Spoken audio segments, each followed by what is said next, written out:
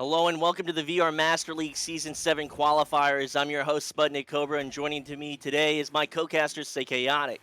We're excited to bring you all the action as the top Echo Arena contenders compete for a Master Division spot in the VR Master League. Get ready for some intense matches as these players showcase their skills and determination to place in the upper divisions. The broadcast has been brought to you by our sponsors, HyperX, Asterion Products, VR Cover, VRware, and Arma. And tonight's broadcast will be live on Twitch and Vertex Stadium. Vertex Stadium is the ultimate destination for VR esports enthusiasts, currently featuring a 3D recreation of the Echo Arena court, social features, and live streaming capabilities. It offers everything you need for a complete Echo Arena experience. Join now and be part of the action. And talking about action, we're here. I'm Sputnik Cobra. I'm with Psychaotic. And how are you doing, Psychaotic? Spot, I am doing so well. We have been waiting for the whole off season to get into this Master Qualifiers tournament, and finally it is upon us. And to kick us off, what better than Anomaly versus Seven? Both of these teams, may have new rosters, but they are veterans to the league, and they are sure to put on quite the show for us. Absolutely, and I know a lot about Seven. I know a lot about Anomaly.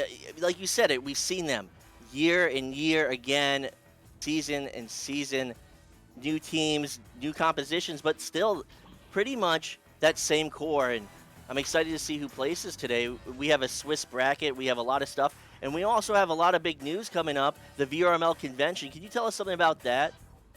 I would love to. So, in Denver, Colorado, this summer, that first weekend of June, we are going to have our first VRML Con. It is going to be a celebration of the games that are part of the VRML leagues. We're going to have Echo there. We're going to have Ultimex. We're going to have Blast On, and it is sure to be a good time. And also, some new information. If you already had your ticket, you may know, but if you did not, now you do. We are excited to announce that all LAN competition at VRMLCon will be at a dedicated venue, the McNichols Civic Center. It is just a short walk away from the convention part of our event at the Colorado Convention Center, and this shift will ensure that both of the convention and the competitive events run smoothly. Tickets are now on sale for entry to the in-person competitive events at the MCC, and the convention will be free to enter. More details to come. Any previously purchased tickets will be automatically transferred, and you can still buy tickets for just $55. That price will be going up soon, so you want to get your tickets early.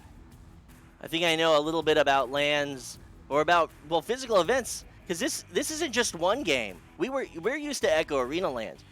This is 3 games. They've got Echo Arena, which we know and love. They've got Ultimex and Blast On, which are rising esports, VR esports titles, and they're fantastic fun.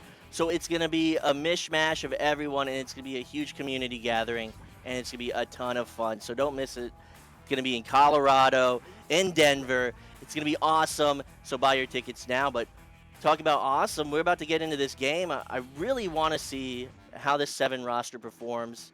They've got Dwup and a new player, Pub. I don't know who that one is, but I'm excited to see. I'm excited to see this Pub player. I guess that's what I'll call him. I'm excited to see how this Pub player plays. Yeah, I think I'm aware of who Pub is, but hey, you know what? I am sure that they're going to put on a solid performance for us, no matter who they are, and we are going to get started into this first game. Finally, the moment is upon us. Master Qualifiers is kicking off on Channel 1 right here, right now. Anomaly vs. 7 Sput. Let's get it. So with that neutral joust underway, it will be handily won by 7, sending that one down towards the floor, not able to get the grab on it as it goes into the hands of Acorn along the back wall. As that clears now through.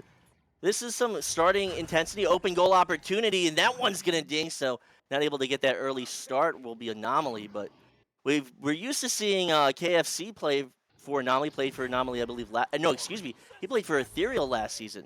So this is a new roster, and we see now Dwup with 7 and this Pub player with 7, so we've seen the Zux and Citizen combo for years. It's really 2 dynasties up against each other right now. Is now behind the goal, and Citizen looking for an angle. Gonna send that one softly, and Pub gonna finish that one off with that dunk. Excellent movement here from 7. Looking at some of these names, they may have taken breaks at the end of the last season, but it is not showing here and now. Excellent movement up and down the arena. They're going to start it out right with that 2-pointer. But here comes Anomaly. Let's see how they handle this first joust advantage of the evening. QB is going to be Retro, and he's wasted no time sending that one to Chuck, not Norris in the tunnel. Relay through, cross-connecting with KFC. Gets the ender on one, but loses the possession. Gets back to it, taking a bold behind-the-back shot from the post, but it will not work out for him. Instead, recovered by Citizen and sent on through. And that one's off the Geo, off the ceiling, and almost into the hands of that defender. Is able to get that slap out, would be one of the players on Anomaly. So Seven still looking to complete this offense. Pass opportunity at the floor, open goal opportunity, and Dwup is not going to miss that one. So now Seven taking a 4-point lead. They're looking pretty good right now. Only maybe just about 2 minutes off the clock. It's still more than enough time, but Anomaly has to figure out a way against this Seven defense. They're so explosive and they're able to react so quickly. So it's not going to be an easy opportunity, not going to be an easy challenge for Anomaly right now. Yeah, not at all, but they're determined to make something happen here. Oh no, not if that happens. Dwup getting the steal and the reset back to Zux. Zux looking to send this one through, finds Pub in the mid. Pub sending this one all the way down into the bubble. My goodness, but Seven has been on fire with these quick relays through the arena, capitalizing on the numbers advantages, and that's another 2 points on the board for them as they go up by 6. Yeah, it just seems that Anomaly's one step behind. They're just getting outpaced right now, so maybe Seven had a better warm-up. Maybe Anomaly is taking some time. But Momentum, we know that it can shift any moment, so that with that one being sent left, tube, that pass is not on target. Though at the back line, Acorn will retrieve it. Still under pressure. You see that ability for Seven to just really get around the court. The back line Zucks with possession. So right now, Anomaly's just got nothing, as this one's going to be down into the hands of Dwup, and Dwup Oh going to my. drive into the bubble. Excellent pass. They got nothing. And Seven's got everything right now. Seven is playing with confidence, and I mean that in the way that they move up and down the arena, both as individuals and stacks, in how they create time and space for themselves despite being under pressure, the way that they find those cut passes and aren't afraid to push opportunities. It is a level of confidence that is so good to have, especially in a tournament setting like this, because it tends to last for more than one match. But here comes Anomaly looking to make something happen, still looking for their first goal. It's going to be Acorn coming down from the shoulder, but oh no, off of the ding ring, and then off the ding ring again. The second pass is not going to make it in either, as Seven finally gets a hand on it, getting it sent to the mid, but it will not be through yet, as Chuck Not Norris gets the recovery, sends it low, cross connecting with KFC. KFC not going to make that one work either. Oh my goodness. You know, it is unfortunate, but Anomaly really needs to find their footing quickly. And you see those 2 shot opportunities they had that would ding. They have very small angles, and talk about a small angle. That one's perfect by Dwup on that 0 angle below the goal. But these are the opportunities they have to take, and there's this very slim margin for error, and it's highly unlikely to succeed. And we saw them on offense try and drill those past the defense, but Seven's just able to close these angles. They're able to react, and that's why they're 10 points up right now. Is really Anomaly's gonna find out some formula if they're gonna have any success in this first round. You know, that is great analysis and all, but I think T-Lud actually hit the nail on the head. KFC is too quiet. We got to get KFC louder, and then Anomaly will figure it out. Trust me. But here they come, slowing this one down for a moment. Will be Retro working his way through the tunnel. Sends this one through to connect with Acorn, but that is going to force the reset right back. Retro redistributing, finding KFC on the floor, driving up, driving in. It's Chuck, not Norris, putting that one in for the 2, finally getting Anomaly on the board. I mean, the defense did read that. Chuck was able to get a touch on that right before he got stunned. So excellent play from this Anomaly offense. They're able to maneuver their way against Sevens. So if they can continue to do that, maybe they'll have some success when they need it in this first round, but still down by 8 points. Less than half the game left to play. I mean, Anomaly can do it. I want to see a comeback. Yeah, for sure. And you know what? Even if they don't find that comeback in this round, if they get some points on the board here, get some momentum going, oh, that would have been huge. But if they can get some momentum going, you know, even if it's just for round 2, because this is a 3-round game. Next round, clean slate. And if Anomaly can find their footing here, it'll do better for them later on in the game. And speaking of, that stack going to force the turnover, but can they capitalize? This one is going to bounce across low all the way to the cross side of the arena, where it will be recovered by Acorn. And Acorn, not liking what he sees, hits that reset to KFC, who is happy to take his time. 4 minutes left, but they are still going to play the patient game, which is excellent to see. KFC finding Chuck Not Norris on the shoulder. Chuck doing some moves, looking for those lanes, finds KFC, and KFC on the stunned out goalie. That's going in for the 2, and now Anomaly has themselves back within just 6 points. Good strategy from Anomaly, able to control the pace. They can't play at the speed that Seven's playing at. And they can't drive past this defense. So they opted to try something new, and they slowed it down, and that's exactly what they needed. So now with possession will be Seven Citizen, sending that one down to the floor. Cross opportunity. That one's slightly wide of Dwup. Dwup able to recover, though, at the ceiling. So still on offense from the shield. Slow pass. Up, not able to complete that one. So maybe Seven's kind of changing it up. Now they're slowing it down themselves. Interesting to see what's going to come of this. But, you know, still down by 6 points. It's 2 possessions. Anomaly can do this. Yeah, 100%, but it seems like Seven is shifting to some more possession here. They are not pushing nearly as fast as they were earlier, and they can afford to do so, right? They're up by 6, still with 3 minutes remaining, but that is exactly what Anomaly was looking for there. That one opportunity to strike, and struck Acorn has from 31 meters out. That is in for the 3. We have got a 1-goal game on our hands. So Acorn's going to set that with a nice 31-meter 3. It's still a 3-point game, but we saw a lot of intense play, a lot of faster rate of play in the first few minutes, and I guess Seven would respond to the slowed play from Anomaly, but it would bite them on that play. So now at the ceiling will be Pub. Pub going to send that one softly back to Citizen. Citizen back to Pub. So maybe a give and go, maybe something as that stack is going to challenge, but now they're caught out of the bubble, so this is a good opportunity to strike for Seven, and they will. So behind the... Ooh! Retro with an excellent save, but he can't get the second one, as Dwup's going to power that one through at 4 meters. Yeah, I mean, gotta shout out that save from Retro for just a moment there. What a grab. But in the end, with that many with that many Seven players in the bubble, it was inevitable. It goes in for the 2. But just under 2 minutes remaining. There's still time here for Anomaly to make a move. They've just got to move quickly. Retro will send this one over to Acorn at the cross-side cloud. Now sending this one through, looking for the teammate in the tunnel under pressure. Still gets that pass off to Chuck Not Norris. The stack is split, maybe giving them a bit of breathing room. Chuck going high, finding Retro on the ceiling, but forced to back out now to KFC. KFC ripping the shot, but no good. Zuck says, get out of my house with that save, sending this one through the cross-side tunnel. You're not going to force that past Zux, and Zux was able to keep his cool and get that save, but coming back on that back line would be this Anomaly team able to find possession. Ooh, but Chuck just not able to get hands on it yet. Going to send that one down. Missed opportunity for Anomaly on that one.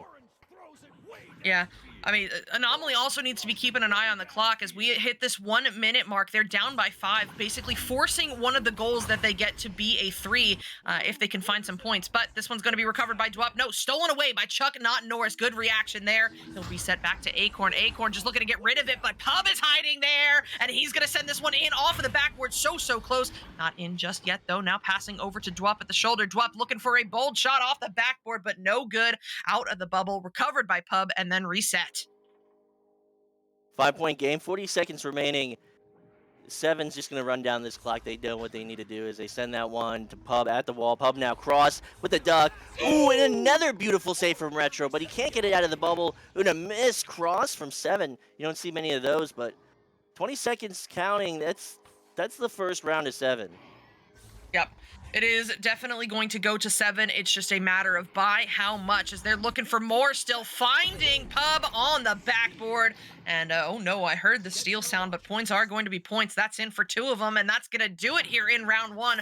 14-7 in favor of 7. So definitely a change of pace considering what we saw in the first half of that round. At one point it was only 10-0, and then it became 14-7. So something tells me that round 2 is going to be an interesting story. Absolutely, and Python VR14 coming through with that Twitch Prime subscription. Actually, yeah, with Twitch Prime. So thank you so much for that subscription. Thank you so much for the support. We couldn't do this without the support from the community, and I got nothing really nice to say for that. That's the fact. That's the fact. We couldn't do this as community effort. We're all here because we love what we're doing. So thank you so much, Python. Yeah. 100%. None of this happens without the community support, excuse me.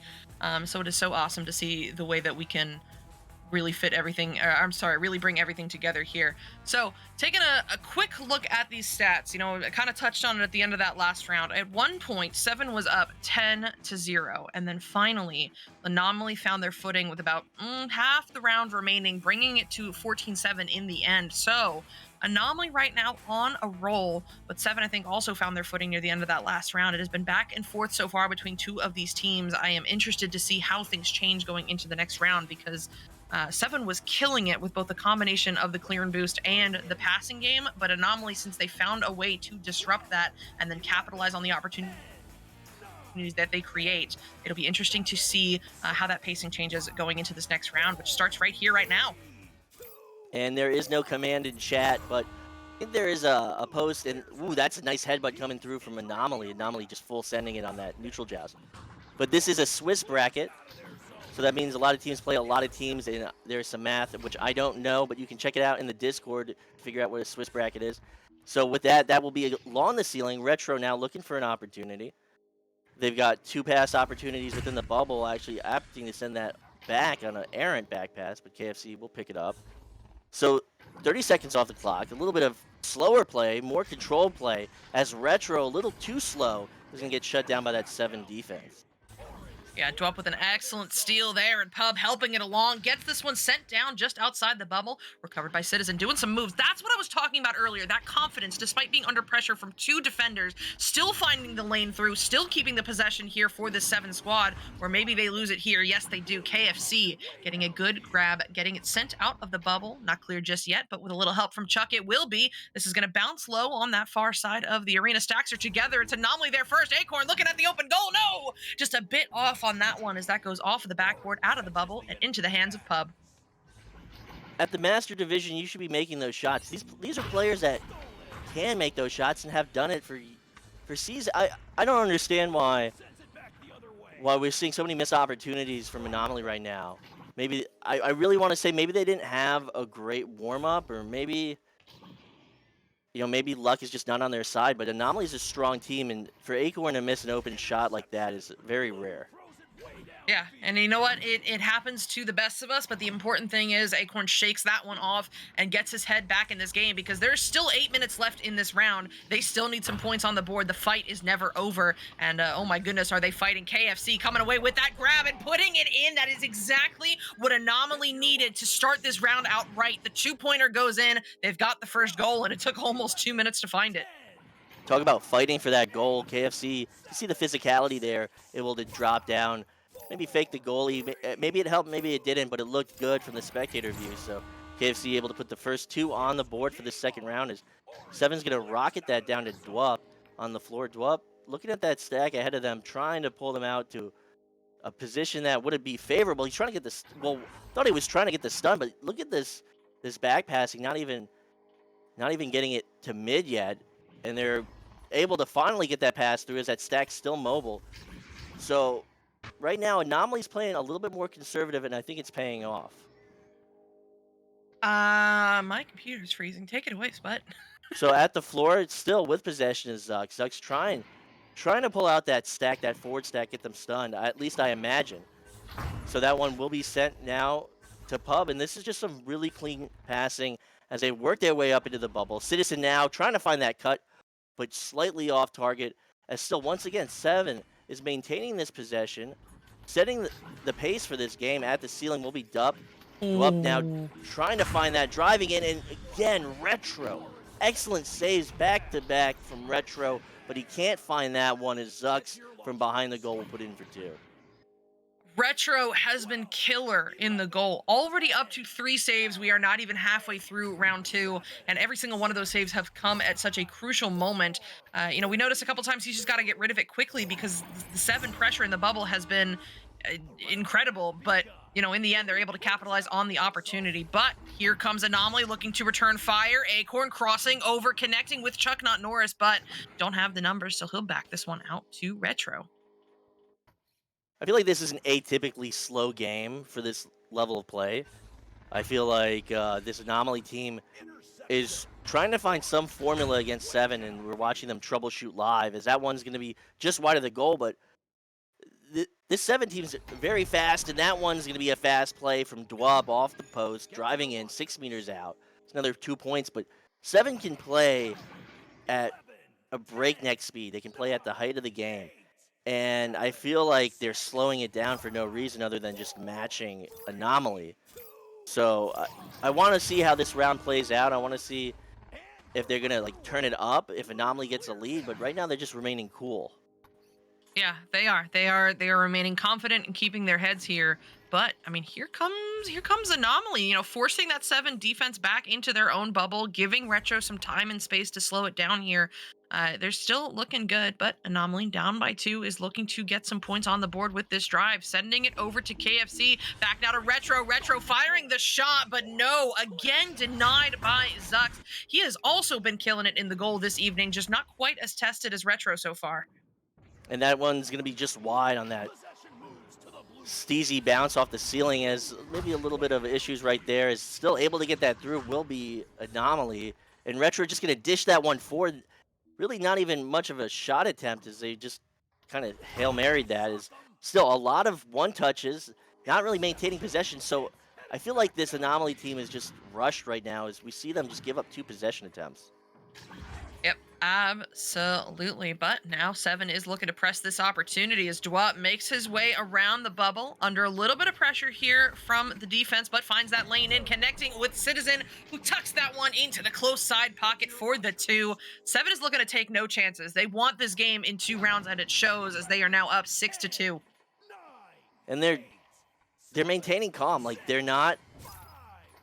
I guess panic. they're very confident. Yeah, you talk about confidence, and you see a lot of it in their play, at least in the rate of their play and how they're moving up and down the court.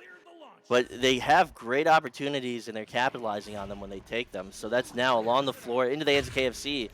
KFC didn't have any shot opportunity, as that one's that had to be there had to be miscommunication there. It's an ill-advised shot, and that's off the back wall. And another attempt from 7, not able to get that dunk in, but still trying and finding that will be Dwup. So I don't know what happened there, where there was that long shot attempt from Anomaly, where Zux just handily just came out of goal and found possession. That's unfortunate for Anomaly when they really need to be capitalizing on every attempt they have.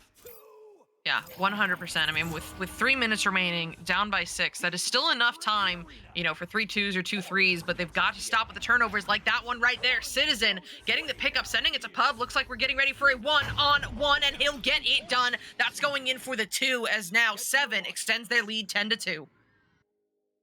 Talk about confident play. That's tete-a-tete. That's head-to-head. That's driving right against that goalie and pulling them out. And I mean, this is just a really confident 7 team, and they're looking to place as quickly as they can.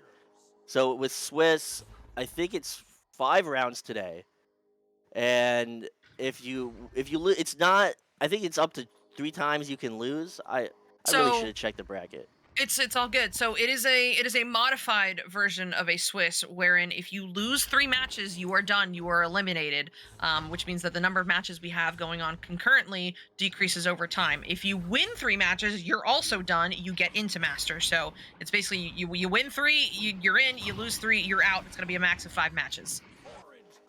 Well, thank you for that description. That helped me a lot. So that one's going to be sent down. That shot's going to be denied by that pebble, that small piece of Geo. Now below the goal. And, another 0 angle attempt from Citizen, not able to sink that one. I think that's like the first missed shot attempt in this second round. So about 90 seconds. Still maintaining this control, this pace is 7. 7's looking to take this in 2. Yep, 100%. And the window is closing for Anomaly. They're down by 8. 1.5 minutes remaining. They've got to start putting in threes real quick as Chuck Not Norris looks to send that one back to Retro, but oh no, Retro was already in motion, picked up by the incoming 7 stacked Wop, unleashing the shot, no good. Gonna be a bit wide and off of the backboard instead, out of the bubble, but not done yet as Chuck and Zux are fighting. Chuck gets the stun, gets the pickup, but not the send through. Dwup on his toes forces that one apart. It looks like 7 may have another go at this as the reset back to Pub looks good. And that's down into the hands of Dwup. 7's just so composed. Look at this passing. As Anomaly is opting to stay pretty close to the bubble as that's an open opportunity for Citizen. Citizen just sent that right into the head of KFC. KFC able to pick that up. I think that was a shot attempt off the inner backboard. But 40 seconds, maybe one last drive from 7. I mean, they're such an explosive team. They could definitely put 2 more possessions on board. But right now, this is calm. This is collected play. They're driving it in. And another stop from Retro. So Citizen, another attempt from Citizen. Now they're just kind of playing with their prey. Yeah, a little bit. With 30 seconds left, up by 8, they know that they've got this round won. They're just not going to push until they find the opportunity they'd like, and there we go. They have found it. Pub from down low, crossing over to Citizen, and that looked behind the back even for the last 2 points of this round, of this game, as it is going to be 7 taking it into. Decisive statement from 7 to start today. Of these 5 rounds, we know that 7's going to take 1. They're going to look to take 3 consecutively. Well, any team's going to look to take 3 consecutively. But if they play this well for the rest of the day, they're going to be making it to Master. They're going to have their spot in the Masters division in this Season 7 qualifier. But a great match to start the day. 7 seasons in. Wait, well, 8 seasons in because we had the preseason. But it's crazy it's come to this. Mm-hmm. Yep. 100%. The community ever evolving, the game ever changing, the teams ever forming for these master qualifiers, and it seems like 7 has found a great combination here because they have taken, as you said, a decisive first win in their first match. And that is nothing to scoff at. Anomaly is one of the few returning master teams with no real roster changes. For them to come out this explosively, as you said, really makes a statement and sets the tone for them going into the rest of the tournament. Absolutely, and I hope that everyone who's been watching has been enjoying themselves in Twitch. In the Twitch chat, we've had a lot of active users, and we've had a lot of contributors. Thank you for the Twitch Prime subscriptions, and everyone that's tuned in Vertex. I hope that they're having a fantastic time. This is the first round, not the only round. This is the first round out of 5 today. I hope you stay tuned. It's going to be a fantastic set of games for everyone to see. I'm Sputnik Cobra. My co-caster is Psychaotic, and we'll be back shortly.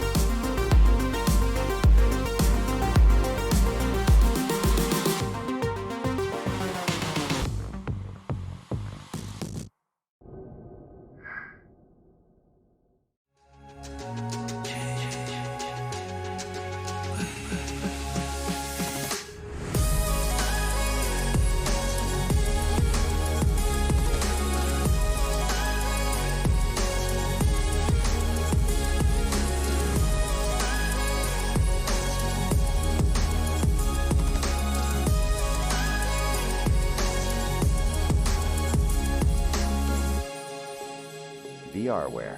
Our passion is for the future.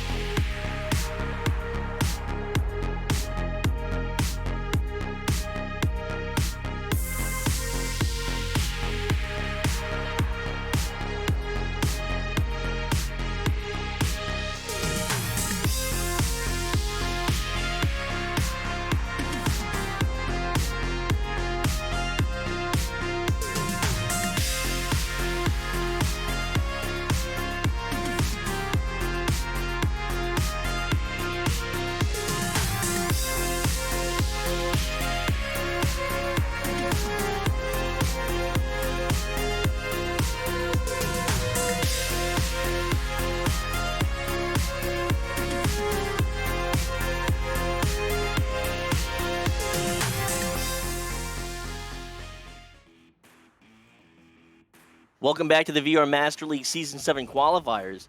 Tonight's broadcast is sponsored by HyperX, Asterion Products, VR Cover, VRware, and Arma. This is the second round. This is a modified Swiss bracket. This is 7 versus Project Mayhem. I'm Sputnik Cobra, and I'm joined by Jeep Girls. How are you doing tonight, Jeep Girls? I am fantastic, Sputnik Cobra. So nice to see you. This is going to be a fantastic match with 7 already taking 1 win, coming in against Mayhem right here. And this is, some people in the Twitch chat are already talking about this feels like an earlier season of games. It definitely does. We saw previously on this channel, we saw 7 just decisively take a victory in 2 rounds over Anomaly. So 7's still pretty hot. They're still riding that victory from the last round. Let's see if they can translate that into momentum in the second round. And I know that we got a beautiful Swiss bracket. We got a graphic, and we'd love to show it to you because I don't know how Swiss works. I always forget. But it's 3 losses, and you're out of the tournament. You don't have a chance at Master for this cycle. You can come back next cycle in the next Challenger Cup. But if you get 3 wins, you're in. You've made it to Master. Congratulations. And I want to see who does that. I want to see if 7's going to take this and they're going to translate into a 3rd round victory and place in the Master. I want to see these teams do it. I'm excited to be here. I'm excited to be casting with you, Jeep Girls. It's going to be a great night.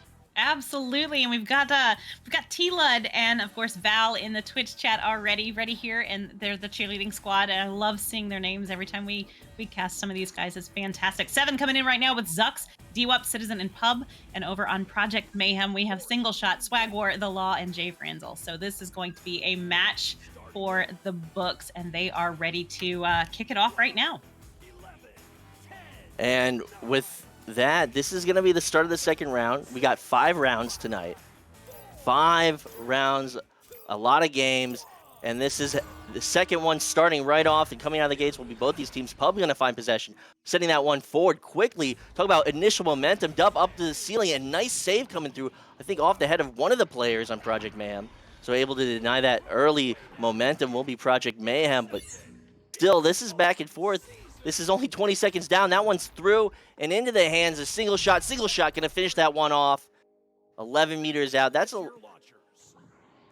looking good. Talk about a lot of speed coming out of the gates. Pub finding possession, sitting that one down. That save on defense by Project Mayhem would allow that quick boost down court in the first 3 points of this round.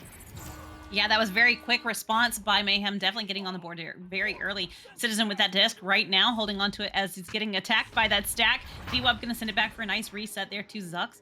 Going to walk that one forward as Swag Wars moving into that area. DWUP with the disc again on the floor, sends it all the way into the goal for a gorgeous 3-point answer to that first goal. They weren't leaving much room for that response, so that's going to be 20 seconds, 16 seconds off the clock. It's a tie game right now. Project Mayhem, I spoke with them earlier this week. They're very confident with their team. They really like their new team composition. And they're excited to play this season. Now they've been excited for this qualifier as they're going to lose possession to 7. The 7 themselves is going to turn it over back into the hands of Project Mayhem. So the Law now sending that cross.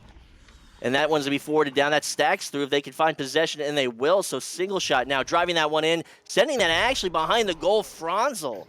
Jay Franzel is going to put that one in. That looked pretty good. If this is a new Project Mayhem, I'm really excited to see how they're going to play. Yeah, this is going to be a fantastic season. Definitely. It's so nice to see them, Project Mayhem, return to VRML. So it's gonna be fun. 7 coming out with that disc right now as Zux picks that one up, holding on to it for a moment, trying to keep that stack away and open up that lane. Gonna send that one down to DWUP. DWUP gonna send it all the way down the arena and into the bubble right there around the goal as Jay Franzel gonna have to pick that one up, swooping it out to Swag War. Swag War holding on to it for a moment, sends that one over to Single Shot. He's gonna pass it right back. Ooh. Nice grab by Jay Franzel just as Citizen was moving into that area. That's going to be right into the hands of the Law, who was going to send that one in, but it's going to bounce off the shield and right back into the midfield area. Ambitious shot from the Law, not able to complete that one as it will clip that sneeze guard in front of the goal, so that one's going to be sent back to Zux. And we saw this 7 team slow it down in response to Anomaly in the last round. And this Project Mayhem team is a lot faster than we've known them to be in the past. So maybe this is a good challenge for 7 as that clears through and those stacks are through. They have 4-player advantage down court. Open goal opportunity. Swag War going to sink that one at 17 meters. And Project Mayhem is looking quick, completely out-positioning this 7 team down court. Yeah, no doubt in that. Getting some nice points on the board. You know, no response yet from 7. They're gonna have to answer pretty quick here, or Project Mayhem is gonna run away with it. Citizen now with that disc and sent down to the hands of D-Web. D-Web holding it in the tunnel, but that stack is right there all over him. Gonna send that one over to Zux. Zux gonna hang on to it for a second, walking it down the arena, keeping his eye on them there over his shoulder. Sends that one down to Pub. Pub sending it to Zux. Zux for a beautiful play there, right into the goal. Getting some more points on the board for 7 over there. Talk about synergy, talk about teamwork, not a seamstress, but yeah, teamwork. Talk about teamwork. Able to get those passes and weave through the defense. So good response from 7. It's still down by 3. That's 1 possession. So single shot to QB, sending that one right to the Law to receive it.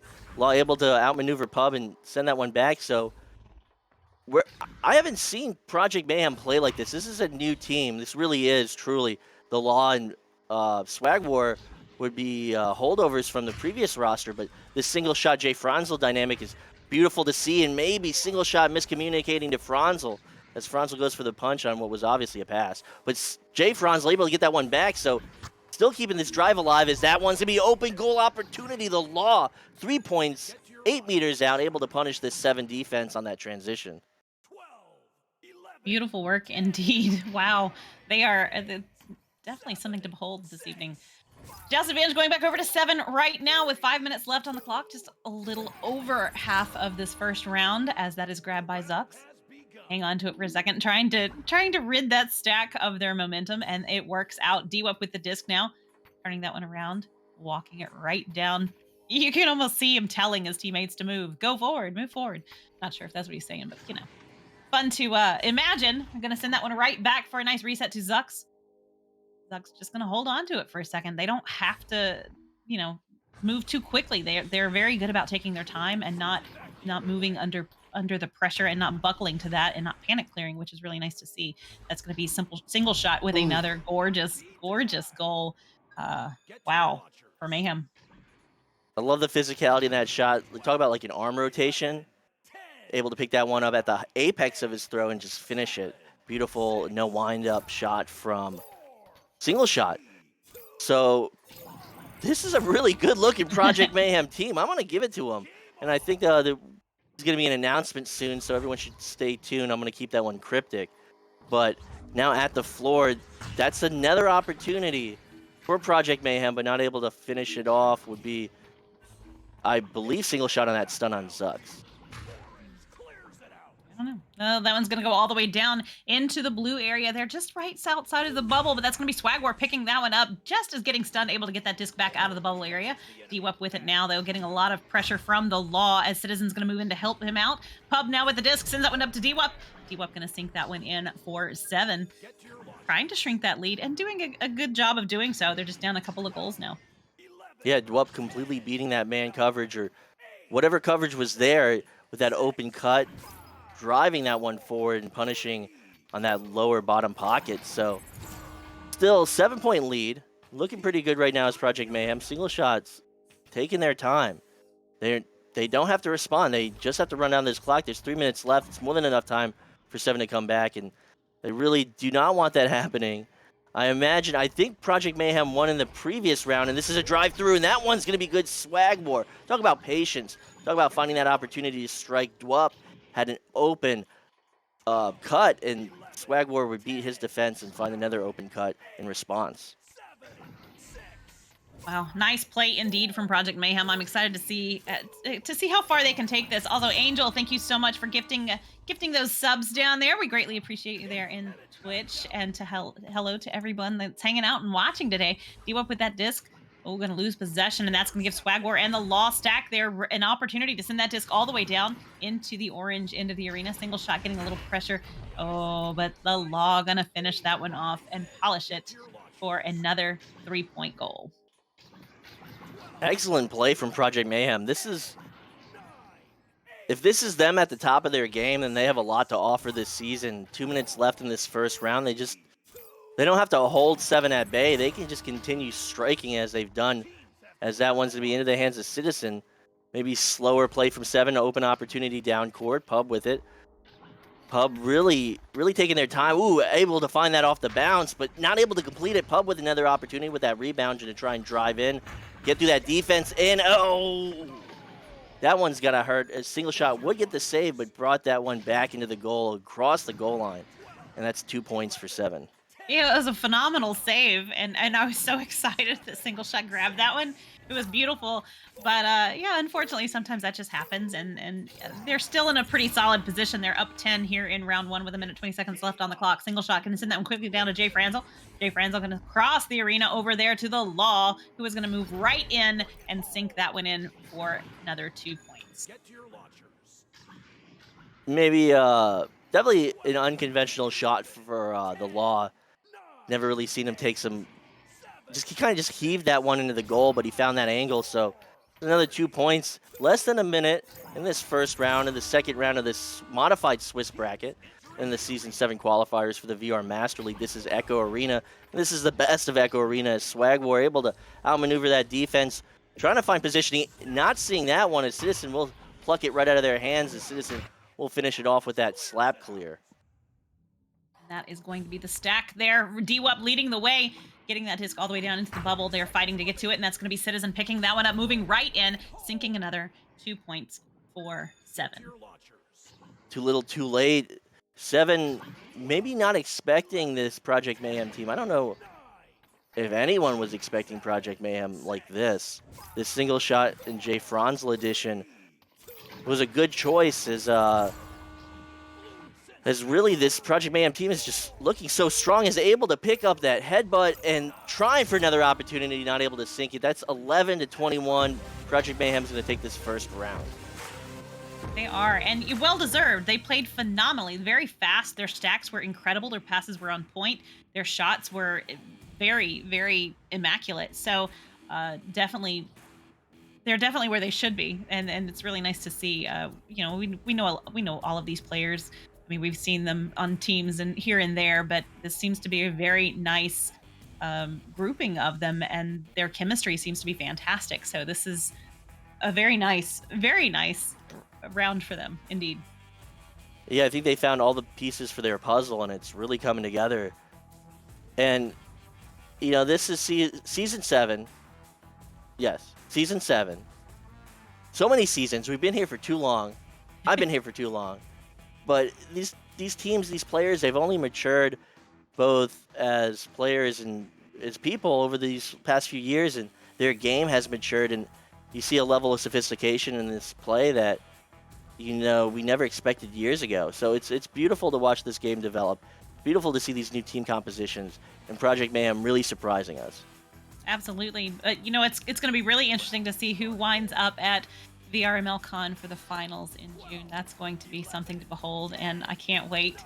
And who knows, we may see one of these teams there. We may see both of these teams there. We will see. Time will tell. But we are right back into it right now for round 2, with Mayhem taking round 1 pretty strongly. That's going to be a quick grab by Pub. Nice work indeed to get around Swag War. Going to send that one quickly down to Zuck. Zuck sends it into the bubble to Citizen. Citizen going to sink points on the board just 10 seconds into the round.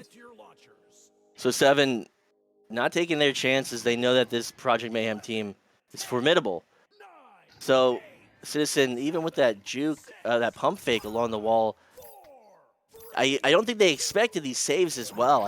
I don't think I've ever seen Single Shot make some of the saves he has, or, you know, no disrespect to Single Shot. I don't think he's ever really been a goalie, so it's been excellent to see them play in that position. So Citizen now sends that one to mid, into the hands of the Law. A minute off the clock, only 2 points, and Jay Franzel looking to start this drive. Yes, and that's going to be back to the Law as he's trying to occupy Citizen. They're going to send that one right down the arena. Not quite going to connect with his Project Mayhem teammate there. And Zux is going to send it right down to DWUP. DWUP is going to send it all the way down the arena. Ooh, all the way into the bubble and off the back wall. They're going to battle to get to it. It's going to be Citizen picking that up. Nope. It is not. It is going to be denied by the law, sent right back out as the stack is there and ready, and they are going. That's Swag War trying to keep it away from Pub. Gonna send that one across the arena into the hands of Single Shot. Single Shot moving right into that zone. Not quite gonna connect though, and that disc is back into the hands of Jay Franzel. He's gonna have to continue to work for that one, getting it back to the law for a nice reset.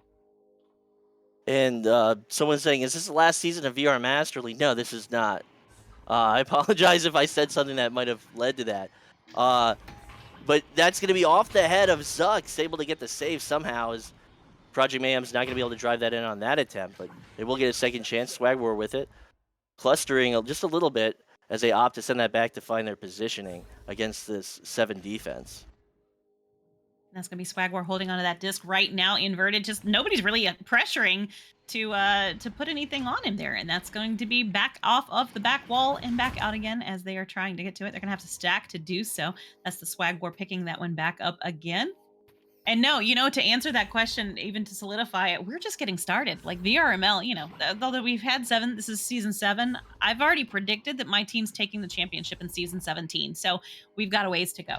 That disc is right there in the hands of Swag. We're going to sink that one in, but Zux is going to save it, sending it right back out again. And it's not over just yet. The law is moving back in, has 3 players on the attack there against him. Going to send that one across the arena, getting it into the hands of Jay Franzel. As this drive's looking to come together in front of the goal, and then an excellent save off the head of one of the players of 7. So the head in the right place can make all the difference in the world, and it did it twice, as Project Mayhem hasn't been able to complete any of their drives, and that's an open goal opportunity, and punishing them is going to be 7 Citizen, 19 meters out, 18 meters a second, not taking any chances, rocketing that one straight into the goal. That was insane. So this is a much different round than round 1.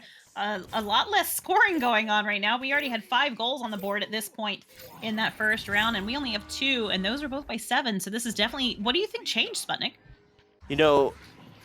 It doesn't seem like this Project Mayhem team is as collected. Maybe they got a little too confident, a little too comfortable, but they do have this 2v1 opportunity, and driving in and taking it is going to be the law. So they got 2 points on the board. It only took like 3 minutes, only took 4 minutes, but it definitely took some time, and they don't have enough of that. I mean, 5 minutes, they do have enough of that. This is low scoring. This is a very even game, but 7 definitely made the adjustments they needed, and now it's up to Project Mayhem to readjust themselves.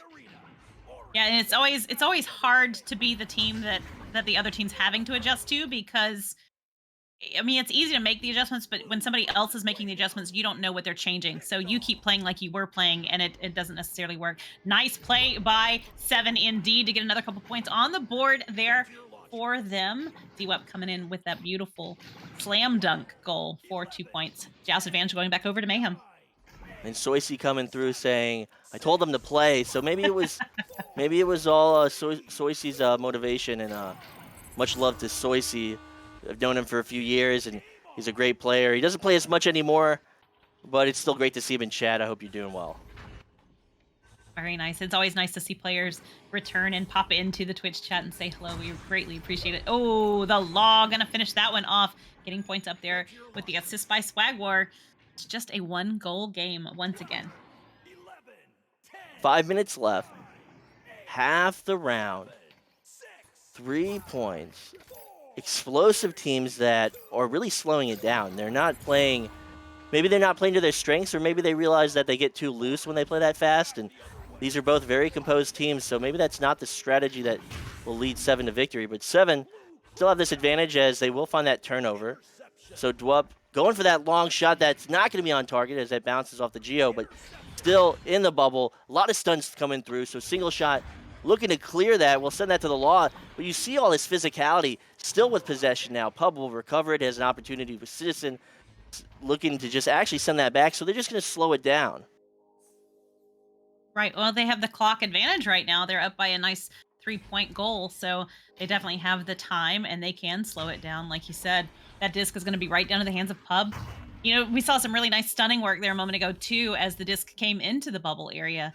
And definitely doing some excellent work and some teamwork, just like that, as Jay Franzel stuns out and grabs that disc, being able to make that clear. That's going to be Zux picking it up right there in the midfield area. holding on to it as that stack moves in. Gonna send that one all the way down into the bubble. Will they polish it off? Oh, what a save. I think it was ahead maybe by Swagwar. That disc is not quite in the goal yet as they are all scrambling to get to it. This is when things start getting a little bit hectic. And you get to see how they really play under pressure. Jay Franzo with that disc, they're going to send it right back through for the clear, all the way down into the orange end. Yeah, this is getting a little messy, and talk about messy. Making a mess is going to be Swagwar tying this one up 13 meters out. Another rocket, 18 meters a second. So Project Mayhem able to recover. This is neck and neck. 3 minutes. Who's going to do it? Who's going to take the second round? These are some teams to watch this season, as they're definitely showing us. As Citizen send that one down court. Maybe an open goal opportunity. Sending that one cross. Still open goal, but not able to sink that one as Dwup is going to miss off the crossbar. That's going to be Pub with that disc and send it right down into trying to get that one off the backboard. Not quite going to work, as the Law is going to make that clear. Sending that one to Jay Franzel. Franzel just holding on to it for a moment, looking for the best option. Everybody kind of moving and getting into position. They've got 2 minutes, 38 seconds left, and we are tied. What a remarkable match. The Law going to send that one all the way in. Off the back wall and back again. Swagwar going to pick it up, moving right in. It's stunned out, though, not able to get that one in. Ooh. Oh, my goodness. What a save by Citizen. Sending that disc right back through the tunnel, all the way down into the blue end of the arena. Will it make it? Oh, no. I thought that was going to go in. I know, me too. But that one will bounce. And I don't know why Project Mayhem took what looked like a lazy shot on that pass out of the bubble on that previous shot attempt. You can't sleep on this 7 team, as that one's going to be off target. They can't afford to miss these shots right now. They need to make this statement. They need to make a statement that they're going to take the second round, and as they've definitely faltered to some extent, as it's still tied, but approaching 90 seconds, finding possession. Now they're just making mistakes, and they can't afford to do that. Citizen's going to find possession. They're looking to put points on the board. They're looking to force this third round, as 7's going to turn it over at mid. Yeah, if Mayhem can take this round, then they get to, they they get to breathe, and they don't have to play that third round. And 7 definitely wanting to push that. There we go. Points up on the board from Swagwar. Going to not give us a tie anymore, but there's still a lot of time left in Echo. 1 minute and 14 seconds for these teams is remarkable, and they can definitely come back from that. 7 just needs to get 1 goal, and we will get to go to an OT and potentially a third round. If Mayhem can take it for this last minute, then it's done. Zux with that disc sends that one quickly down to Citizen. Citizen making a beautiful connection down to Pub. Pub finds Dwup on the floor. Dwup moving right in, and it is good. What a shot. Single shot is not a goalie, but he's making some excellent saves, but he's obviously making them a little too deep into that goal. It's another self goal. A single shot has obviously the skills to be a goalie. Maybe he just needs to find a little bit better positioning, as that's now a tie game. 30 seconds left. I feel like this is one of the most intelligent games of Echo Arena I've seen in a while. I wouldn't say ever seen, but that's a long shot opportunity. That one's not on target. 20 seconds and counting. Jeep, this is going to be an intense finish. Very much so, as Jay Franzel has that disc, sends it across the arena to the Law. The Law looking to polish this one off, sends it down to Swagwar. Swagwar getting stunned out, though, and losing possession. That is going to be the Law having to pick that disc up, looking for the best play. Oh! That wasn't intelligent. That was not a wise choice. That was not. You talk about intelligence, and then they had that cut. I mean, no, that was that. They should have opted to send that one earlier to that cut. I mean, the dive, anything better than that shot, that pocket attempt. But yeah, that was pretty intense. And Pixel saying he had that pocket, but he didn't. I don't know. But with that, this is overtime. This is the second round into the hands of Swagwar. Project Mayhem going to forward that one down at the wall. Jay Franzel looking for an opportunity. He's going to get shut down on that stunt stuff. Oh my! That's it. That's it. Project Mayhem on 2 wins is going to make it in the Master. Or is it 3? 3. All right. So they just have to. They just need one more. Yeah. Wow. Oh my goodness. That was intense. And it was interesting because both teams at the end of that second round, they rushed the play, and if they would have just slowed it down just a tad instead of taking the wild shot, then it could have potentially been a different turnout indeed. But it is what it is, and both teams played fantastic, and it's going to be fun to see how they progress through the evening. And Seven having one up, one down, it's anybody's anything right now. Mayhem is in a really solid shot right now, in a really solid position to move forward. So this is gonna be a fun day. Absolutely. Absolutely. And talk about fun days, talk about a series of fun days. The VRML convention will be happening this June. So if you're looking for a lot of fun, if you're looking to have maybe one of the best times of your life, I'm going to say that these are great events. A lot of people have a lot of fun. I know a lot about LANs. We've had a lot of great times. This is the VRML convention in Colorado on June 3rd and 4th. We get to experience thrilling and innovative VR games, Echo Arena, Blaston, and Ultimex. And with multiple tournaments and events happening throughout the weekend, you may have a chance to compete against the best players in the country or the world, or just come and watch some of the most exciting matches live. So don't miss out on a one-of-a-kind opportunity to immerse yourself in the world of VR gaming and esports. And tickets are available for purchase now. You can go to the VRML Discord, the VRML Echo Arena Discord as well, and you can find information to purchase your tickets. But it's going to be a lot of fun. I had the pleasure of meeting Jeep Girls at the first LAN that I threw, and she was an amazing addition. She casted at the second event, and we've talk about LANs, talk about these events, talk about developing friendships. My friendship with Jeep Girls would not exist if it was not for a LAN, and I'm grateful for that, and I'm grateful for everything. And I just want to say, if you want that, if you want friends, if you want to meet new people, head out to the VRML convention this June 3rd and 4th. Absolutely. Yes, it's going to be so much fun. And like you said, Sputnik, that's where you and I met the first time, and it was a good time, and all of those events that I've been fortunate enough to go to have been phenomenal. So, and it's not, to me, I've only played at one of them. I've gone to multiple, but I've only played at one of them. And although the game is fantastic and fun in person, it's not, for me personally, it's not about that. It's about interacting with each other and all of these players that we've gotten to cheer for, and to see and to meet in game. You get to finally put a face to those names, and you get to learn more about each other, and it's so much fun because you meet people from every background and every age and all walks of life, and you have this one thing in common, which is this love for this game. So that is phenomenal, and it's definitely worth going. And if you've never been to one, definitely go to this one. And this is all made possible by sponsors currently sponsoring the VR Master League. Season 7 of Echo Arena's HyperX, Asterion Products, VR Cover, VRware, and Arma. And also tonight's broadcast on Channel 1 will be live on Twitch and Vertex Stadium. Vertex Stadium is the ultimate destination for VR esports enthusiasts, currently featuring a 3D recreation of the Echo Arena court, social features, and a live streaming capability. It offers everything you need for a complete Echo Arena experience. You can join the Echo Arena VRML Discord. You can find the links to their Discord. You can download it on the the Meta Store, and you can join in on all the fun. It's fantastic. It's on PC VR currently, and it's a great experience. It is. Have you been in there? Have you gotten to look around it? I haven't been on it recently. I think I tried some of the development versions, and this was when it was very early in development, and I was incredibly impressed. So I'm sure It's amazing. I'm sure it's so good now. VR Jersey, formerly an Echo Arena player, he retired long ago. He competed in ESL when I competed, and he was a world finalist. And he decided to give back to the community and develop from what he knows best, which is VR esports, and he channeled that, his passion, his energy into it, and created a fantastic application along with his team at Vertex. Yeah, absolutely. And he's so incredibly passionate. I did have the pleasure of meeting him over the summer, and so passionate about this. And Vertex is definitely his heart, and it's nice to see. And it's contagious to talk to him about it, because he will definitely get you inspired about it and about the things that we can do in VR. So Absolutely. And it's been a day. I mean, that's only 2 matches. I'm already exhausted. I don't know how these players feel, but we've got 3 more rounds.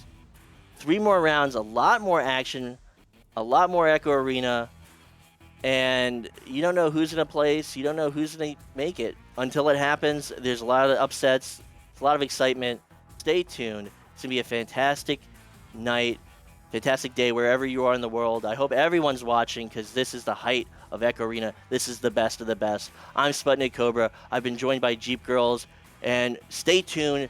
You'll be watching a lot of fantastic games tonight.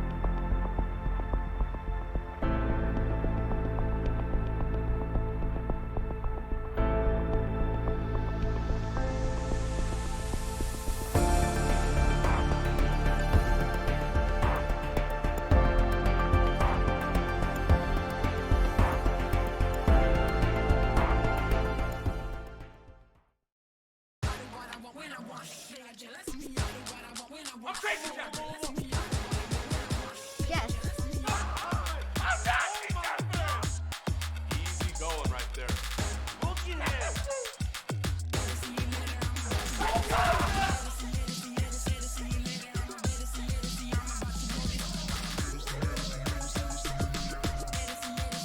One more to go.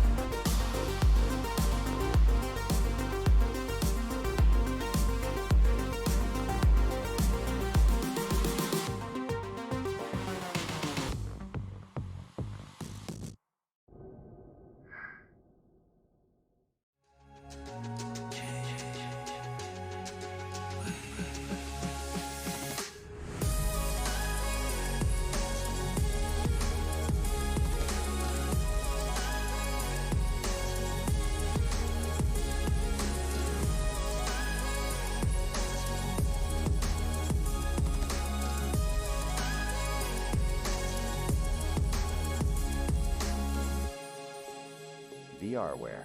Our passion is for the future.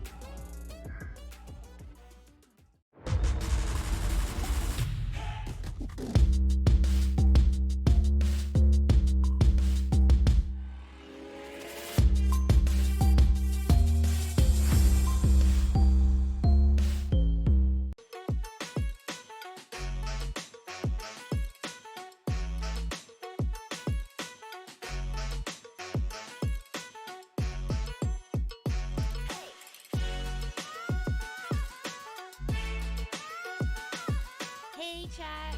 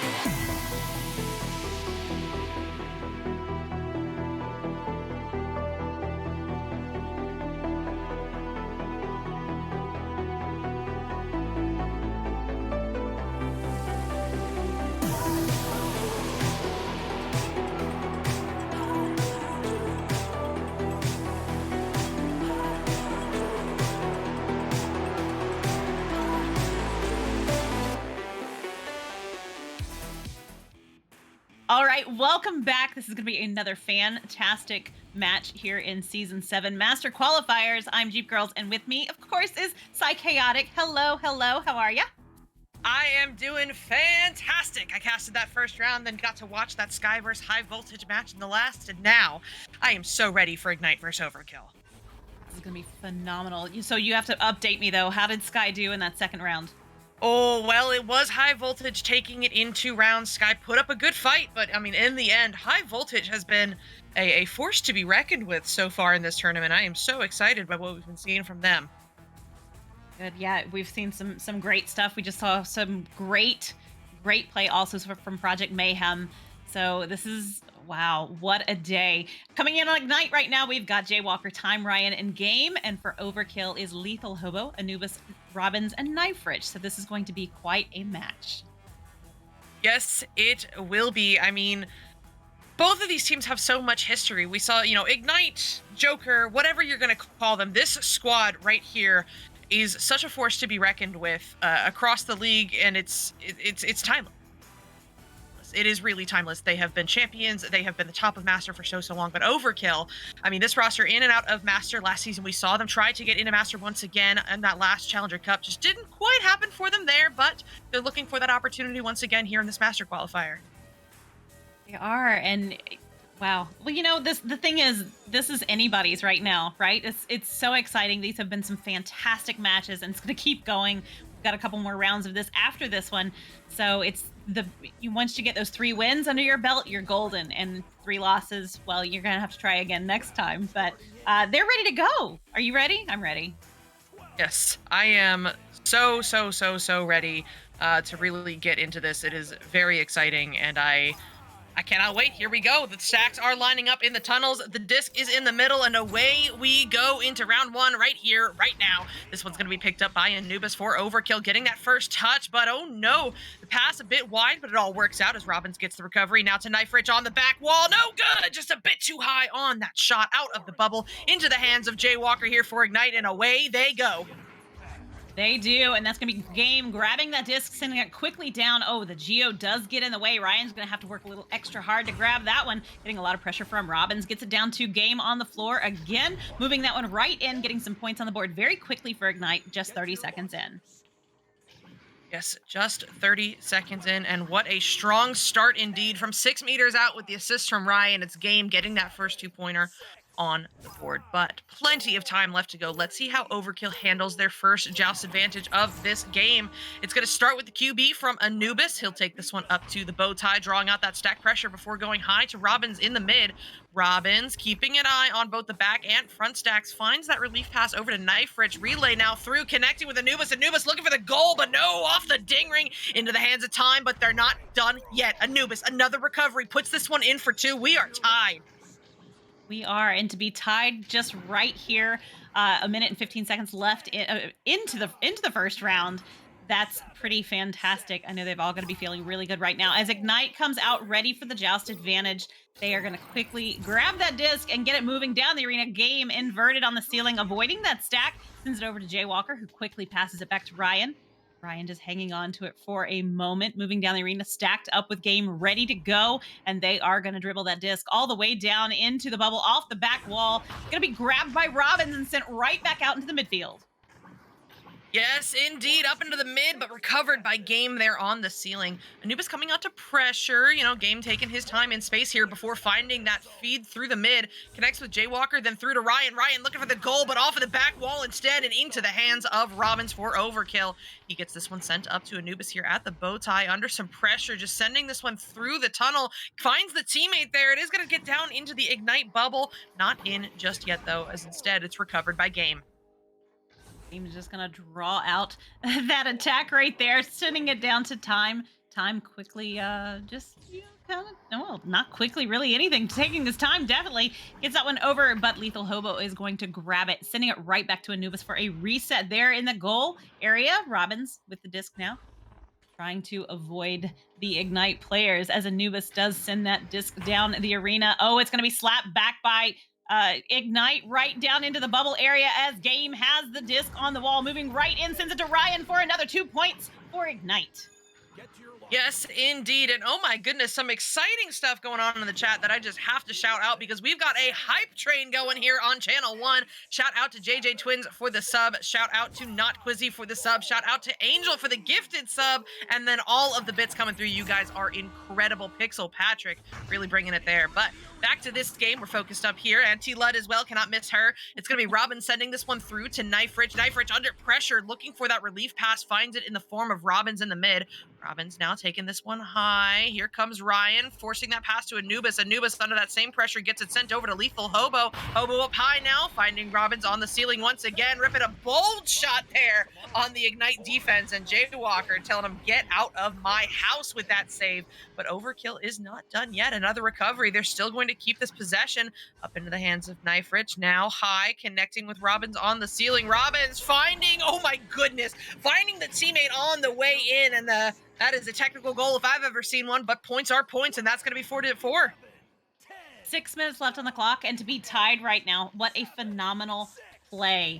Sizzle, thank you also for the sub right there. We see you guys down there. It says Season 7 hype. Sizzle says, yes, absolutely. Everybody gearing up for a fantastic season. That is going to be Game with the disc right now. Holding on to it, trying to get rid of that stack. Going to send it down to the hands of Jaywalker. Oh, getting stunned out, losing possession, but it's stolen right back by Jaywalker, sending that one all the way down into the bubble to Time. Time trying to get to it, but Anubis, nope, Robbins is going to grab it first. Stolen right back from Game for a gorgeous shot into the goal, taking the lead for Ignite.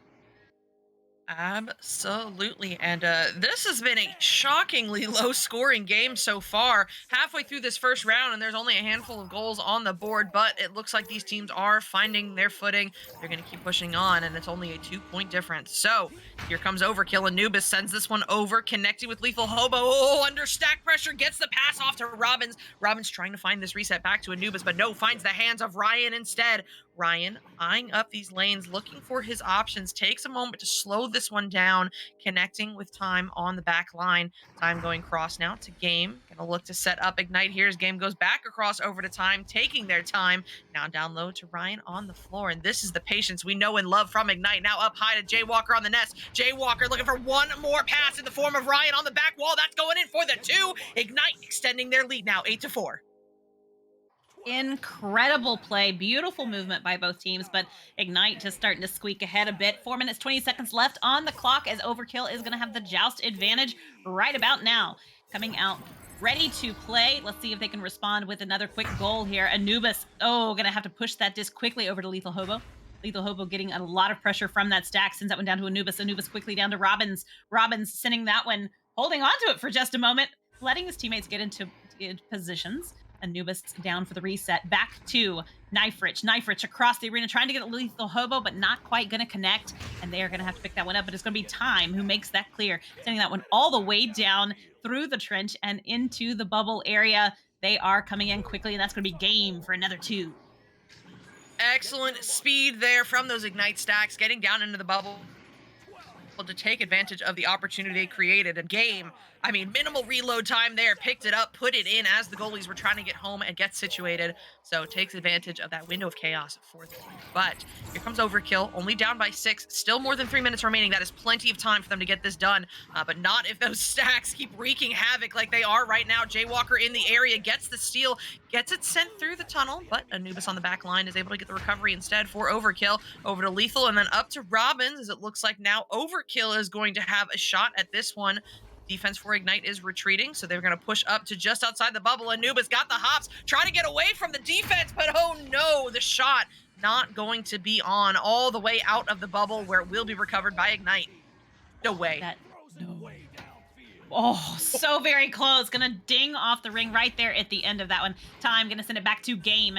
Game moving right in to the bubble, going to sink another 2 points on the board for Ignite, who is kind of starting to take a roll heavily with this first round. Yep, absolutely. Like I said, it may have been lower scoring in the first half of this round, but Ignite really finding their footing as we almost are at the 2-minute mark. in this first round. But here comes Overkill, still down by 8, still doable. They've just got to get it going quickly as this reset goes back to Anubis and then over to Knife Rich at the tunnel. Knife Rich with a little bit of time to work with. No, just kidding. Ryan all up on him, forcing that pass high cross to Robbins, who will work his way up on the ceiling, playing slow and controlled before hitting this reset back to Knife. But Knife does not have that same amount of time, sends it to Anubis, and then the stack for Ignite finally forces this turnover, sends it on through. That is an open goal for Jaywalker, but no! The stack for Overkill gets home, and that will be saved by Anubis. What a remarkable save. That was absolutely beautiful. But Game going to grab it right back, sending that one in for a long 3, stretching that lead right now for Ignite. I mean, that's Game and Ignite doing Game and Ignite things right there. Sinking in the 3 gets them up by 11. This window for Overkill is ever shrinking with 1.5 minutes remaining left in this first round. Let's see if they can get something going with this Joust advantage, starting with the QB. He passed from Anubis over to Lethal Hobo. Oh no, I don't know if that was my internet or what, but we're good. Anubis will send this one up to Robbins high in the mid. Now over across to Lethal Hobo. Lethal feeding this one through, connecting with Knife Ridge just outside the bubble. Under some pressure though, forcing the pass back to Anubis on the back line. Now up and forward once again, finding Robbins on the ceiling, but Robbins not liking what he sees, goes back to Anubis. Anubis looking to work his way in, but no, denied, but it all works out. The stun is actually a pass, but they're still not able to capitalize on that opportunity as Ignite now looks to work it forward. Oh my goodness, I wanted so bad for Overkill to get that one in. They were working so hard to move that disc down the arena, and that is going to be sent right back out again, all the way through the midfield by Ryan. Getting down there, oh, the stack's going to overshoot it slightly, and that's going to give Anubis that opportunity to turn it around, sending it right back down to the orange bubble. Who was going to grab it in time? That was going to be Jaywalker with that disc, making that clear, sending that one all the way through the tunnel. Man, their stacks are so incredibly fast. Robbins with that disc, gonna send it right back, but it's going back again. Time, sending that one all the way down. Stacks are coming in. Game with the disc on the ceiling, moving into that bubble space. Prepped and ready to go, avoiding all of those defenders. Game for another beautiful 2-point shot. Game doing Game things. I mean, picking that up. Once he got to the shield, it was just over there, making his way into the bubble, finding that lane to secure that final 2-pointer that, though unnecessary, does get them up 17-4 to end out this first round. It's going to go to Ignite and Jeep. I mean, I feel like we saw a very different beginning of that round compared to how we finished it out. Like, at one point, it was 4-4, and Overkill may have actually gotten there first, but once Ignite found their footing and went, okay, no more, no, we're taking this round home here and now, then it was in the end of the story there, 17-4. That said, I mean, we've seen some super solid things from Overkill. I'm so impressed with the way that they move it up and down the arena, and that's not unique to this game. We have seen them before. I have said that before. The possession game that Overkill is capable of running is so impressive, but you know what's been more impressive is that stack speed from Ignite. They're running that hard double stack that is wreaking havoc on the Overkill slow possession playstyle, and we're seeing firsthand what's going to come out on top in that matchup. Yeah, and it's crazy. The speed that they have in the arena is absolutely remarkable and something to be admired for sure. And they're not breaking those. They're not breaking those stacks. And Overkill is not trying to break those stacks. They're trying to compete with it. And I don't know. Would it make a difference if they broke them up a little bit? Who knows? There's no way to tell. Hopefully, we'll see something out of round 2. With Overkill making some adjustments, knowing, I mean, they kind of knew what they were up against. I don't think anybody's surprised to see Ignite back in this position. But we'll see. We'll see. They are going to bounce right back in with a neutral joust again right now as we prep, and they are good to go. Coming out very quickly. That is going to be a quick joust grab by Game. Game going to quickly send that one down to the hands of Ryan, who is going to pull out that defense a little bit, sending it back to Game. Game doing great work, but Anubis is fighting so incredibly hard and able to make him lose possession of that disc temporarily, and that's going to be Jaywalker for another 3, getting points on the board very quickly for Ignite. Whew, boy, oh boy. I mean, Ignite not missing a beat. They finished out that last round strong, and they're determined to start this one even stronger. 17-second goal time for that first 3-pointer to give them the early lead. But, I mean, like I said, that's 17 seconds in. That means we've got the whole round ahead of us. Here comes Overkill looking to answer back. It's Anubis sending it over to Lethal Hobo just underneath the popcorn. But no, that pass not going to work as intended. In fact, it's all the way back down into the Overkill zone. But Anubis is there for the recovery, getting this pass sent off to Knife Rich. Knife Rich just looking to find a way through the mid, but time is all over that one. Gets the pickup and slows this one down a little bit before finding that lateral pass to Game, who is working his way up the arena. No pressure just yet, but he finds the lane into the bubble. Ryan hiding there, and he is quick to capitalize on it, getting that pass from Game and putting it in for the 2. Definitely was right there, just hiding, waiting it, kind of waiting to pounce, so to speak. And that it was a beautiful play. That was very well planned and very well communicated. And that's going to give Joust advantage back over to Overkill right now as Anubis quickly grabs that disc, getting it down to Robin's hands. Robin's going to hold it and send it right back to Anubis, who's quickly going to change possession over to the other side of the arena. But Ignite going to step on that plan. And time is literally running down the arena with it there. You see him kind of marching about, which is always fun to see. Time with that disc, going to hold on to it for a moment. Trying to draw out that defense and sends it up to Ryan. Ryan moving right in, getting another 2 points on the board for Ignite, taking the lead by 7 just 2 minutes in. Yeah, 100%. Ignite really on a roll here. I mean, as Dimwee would say, dare I say, on a pace if they can continue this. That is, we're 2 minutes in, they're up by 7. They're quickly approaching that 20 number. If Overkill does not find their footing quickly, Anubis will send this one over, crossing the tunnel, looking for the teammate, but finds the hands of Ryan instead. Return to sender from 32 meters out. That's going in for the 3, and now Ignite is halfway to that 20-point mark. Outstanding work by Ryan. So in this round so far, out of the 4 goals that have been scored, 3 of those have been Ryan, which is phenomenal. And this is insane. Great play by Ignite. Oh boy. Anubis grabbing that disc quickly. Gonna just hang on to it for a second. Finds his teammate all the way down. Nope, not quite gonna connect, and that's gonna be some work. Knife Rich able to get that disc across to Robbins, moving right into the bubble, and it is good. And Overkill is on the board here in round 2. What a duck there from Robbins, working his way into the bubble. Defense home, no problem. He's getting through it anyway. And with that 2-pointer, that gets Overkill on the board. That is huge because, I mean, there's still time left on the clock. They're down by 8. They have to win this round if they want a shot at this match. And you know what, Jeep, well, we have a second. What this match means, the format of this Master Qualifier tournament, you win 3, you're in Master, you lose 3, you're out. Both of these teams have won their first 2 matches. The winner of this match will seal the deal, get themselves into the Master tier for the beginning, or for the first cycle of Season 7. They'll have more chances if they lose it, but, I mean, both of these teams just want to be done here and now, Absolutely. And wow, I didn't realize we were already at that point. Time with another 2 points on the board for Ignite, stretching that lead to 10 here in round 2. Yeah, they definitely want to get this over with. Let's just, be done and go have some dinner is probably what they're thinking. Who knows? I'm just speculating. But I would be wanting, if they've already played 3 games, wow, and they're still holding up so incredibly well. And I think that endurance a lot of times in this game is underestimated. You don't realize a lot of players just play one game and they're like, oh yeah, we're done. And these teams have got, this is a feat indeed, because some of these teams could play up to 6 matches. Lethal Hobo. Oh my goodness. I don't have the comms on, but I'm sure, calling for that reset had no idea Lethal Hobo was on the way in. And that's gonna do it. They will capitalize on that opportunity, win that volley, getting the 2-pointer in on the board and getting themselves back within just 8. But still got more than half of the round remaining. Here comes Ignite for their second just advantage of the round. It's going to be Ryan now handling this one on the ceiling, getting it set back to Game. Game just looking for a way to get rid of this and finds it in the form of Time. Time with an open goal. He don't miss those from 29 meters out, bringing the pain. That's in for the 3, and now Ignite once again up by 11.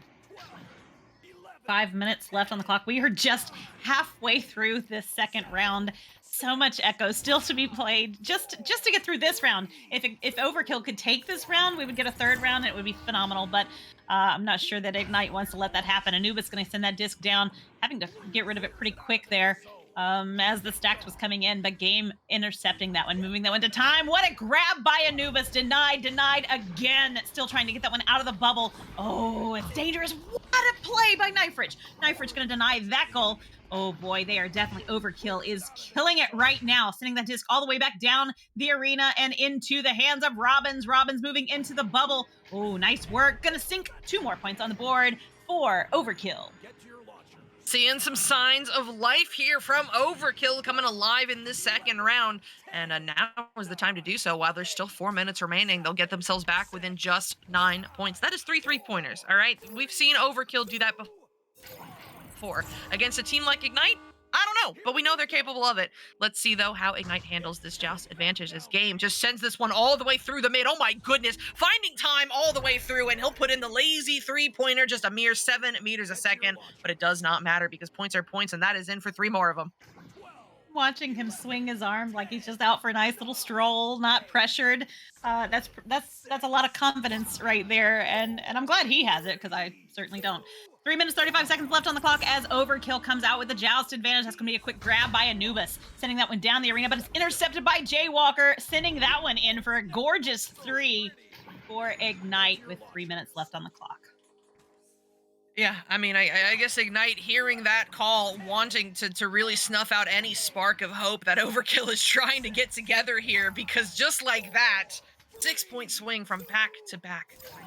Now I'm 21 to 6. They are 5 points away from ending this round early. Let's see if they can do it. Another pick off in the mid. This time it's time. Sending this one into the bubble, off of the back wall, but recovered by Anubis, trying to keep it away from the incoming pressure and find a way out, but he will not, as Jaywalker gets another interception. Overcross to Time now. Time trying to get through the defense, but denied as he is stunned out. It will be recovered by Lethal. No, stolen away, then picked up by Anubis, and then intercepted once again by Jaywalker for Ignite. Setting this one low cross, connecting with Game underneath the boot, trying to get through this defense. Oh my goodness, the 3 on the goalie, off of the backboard and in. That is going to be 24 to 6 for Ignite right now. Wow, what a turn of events from the beginning of this second round. My goodness. I mean, we knew that they were capable of this, but to see it play out right here in this game is breathtaking. Anubis with that disc, quickly sending that one down to Lethal Hobo. Lethal Hobo gonna walk it around, trying to avoid that stack as they are all over him. Anubis with the disc sends it down to Knife Rich. He's going to send it back for a reset to Anubis. Back down to Knife Rich on the floor, crossing the arena over to Lethal Hobo, moving into the bubble, but going to get stunned out. And the disc is stolen away by Game. Going to send that one all the way back down. Stacks are coming in. It's going to be Game who picks it up, though, moving right in. And that is going to be the round. Not just the round, that is the game, because with Game's shot right there, 26 to 6. That is a mercy, ending this one out early. And with that win, with that round win, with that game win, that means Ignite will be starting Season 7 in the Master Tier. Congratulations to them, 3-0. They are done. They have made it. As for Overkill, they've still, they're still in the running. They're still looking for one more match, one more win to get them into the Master Tier. But they've got to keep going in this tournament. They are a strong squad, though, as we just saw in this round. I am sure that they will have good luck going into the rest of their matches, but they will not punch their ticket here. Not just yet, but I wouldn't count them out for sure. I mean, there's plenty of games still to be played, and if they've already taken 2, they're in a pretty good spot right now. So, if you're gonna lose, Ignite is probably the team to lose too, and they get to advance automatically, so they're good to go. Fun stuff. How exciting! And I know these teams have got to be thrilled, and I hope that they are all thrilled with their performance, because that was a phenomenal match. And we'll see where they wind up. Yeah. So taking a quick look at just what else is going on around the rest of the bracket. With that win, that means Ignite has qualified for the Master Tier. Overkill, as I said, still in the running. What does their path forward look like? Well, for their next match, they will be playing the winner of the match of Sky and Fire Track. We do not have scores from them just yet. I'm not sure if that one's even casted, but once we get scores in from them, they're going to be playing the winner of that match. I think actually we finished before everybody else, so I cannot tell you what else is going on for round 3 so far, other than those matches are underway. We've got Project Mayhem and High Voltage fighting it out on Channel 1. Looks like the first round scores are in for them, though, and oh my goodness, High Voltage 24 to 4 over Project Mayhem. Jeep, did you see that coming? No, not at all. Oh my goodness, that one's surprising. Yes, I gotta be honest. Yeah, definitely is. I mean, everybody on both of those two teams have been in and around Master for a while. They are veterans to this game, to this league, to the Master Tier. But that level of disparity in that first round. It'll be fascinating to see how the rest of that match goes. And other than that, we don't have any other scores in, but I can tell you what's going on in the rest of this round. We've got Seven and Anomaly going against each other in the rematch. I actually had the privilege of casting that. They matched up in round one.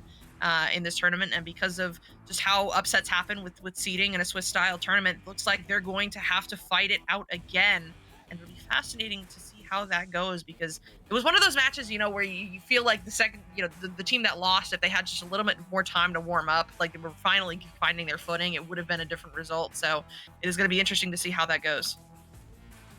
Definitely. This is going to be an interesting turn of events for the remainder of the evening to see who winds up where. And the cool thing is we are going to see some of these teams in June. We are. So thank you. That was, oh my goodness, what a segue. Go cheap.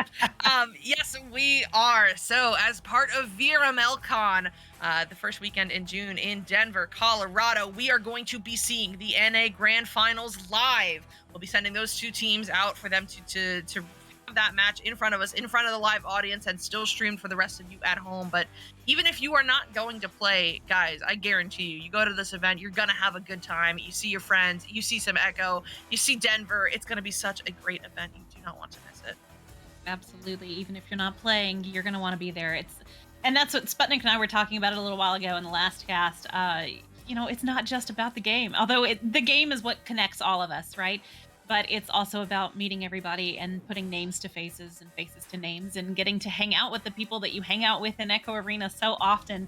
And those relationships and those friendships just solidify and continue to build. And that's the fun part, in my opinion, is getting to learn people's stories and meeting them and hanging out. It's good. It's good stuff. So check it out. Join it. If you have not been to a LAN event before, this is the one you're going to want to go to. Absolutely. So, as we talk about all of this, we were talking about scores earlier in the rest of this tournament. We do have the scores for round 2 in from Project Mayhem and High Voltage, and though it was not as much of a margin, High Voltage still coming out on top.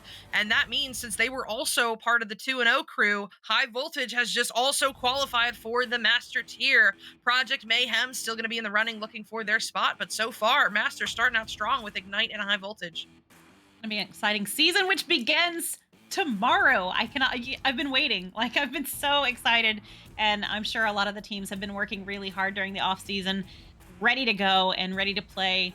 And there's also a Q&A with mods tomorrow during Match Gen, so definitely check that out. Find more about that in the Discord. Those Q&As are always so good, not just for the newer players, right? Like when we have the newer players in there, we tend to have a lot of the common questions, but even if you have been in and around the league for a while, those events are always still really good to attend because they go over the rule changes. So yes, you have a solid understanding of how the league works now, but the mods have been hard at work in the off season making some changes to the rules based on the feedback forums. And if you want to have a more concise explanation of what those changes are and how it may impact your team, it is definitely something good to at least just sit into. Even if you're at work, just put on your headphones, listen in while you're doing things. It is good to be in attendance. Plus, they're just fun. They are fun. They are fun. You get to hang out with everybody and see what's going on. And I will suggest read the rules just before the Q&A, just in case you have any questions. Yep. Especially if you're new players, read those. It's a good read. 100%. Yep. I think that basically covers everything so far. So we are still waiting on scores to come in from these other matches. It is going to be interesting to see who ends up where, because it always gets scarier, right? As we get later on in the tournament, when you're the first and second rounds, like, oh no, we lost a round, like it's okay, everything's fine. Once you start getting into round 3, 4, and 5, and you start watching those lives dwindle down, every match really begins to matter. And so it is going to be interesting to see how the intensity changes, because like you mentioned earlier, this is a marathon. This tournament is a marathon, guys. There are multiple teams that are going to have to fight for a whole 5 rounds to win their spot in the Master tier, and maybe even 6 if they come in with a warm-up. Right. Yeah, absolutely. And we know most of these teams did, because who wants to play games like this without being warm, right? So some of these guys already put in a full set before they even got into the arena for the streams this evening. So there's something to be said for that. And athleticism does get to show in moments like these, because I know when my team does just 2 sets, we're done. I mean, so I can't imagine doing potentially 5. That's definitely an effort and work that has to be put in. So kudos to all of these guys and gals for doing that. It's phenomenal. Absolutely. Let's see. Match results are in from Fire Truck and Sky. I'm just doing live updates and we'll talk about it. Fire Truck and Sky has come through, and the winner in 2 rounds is Fire Truck. Oh my goodness. Where were they on the bracket? What is that? What does that mean here?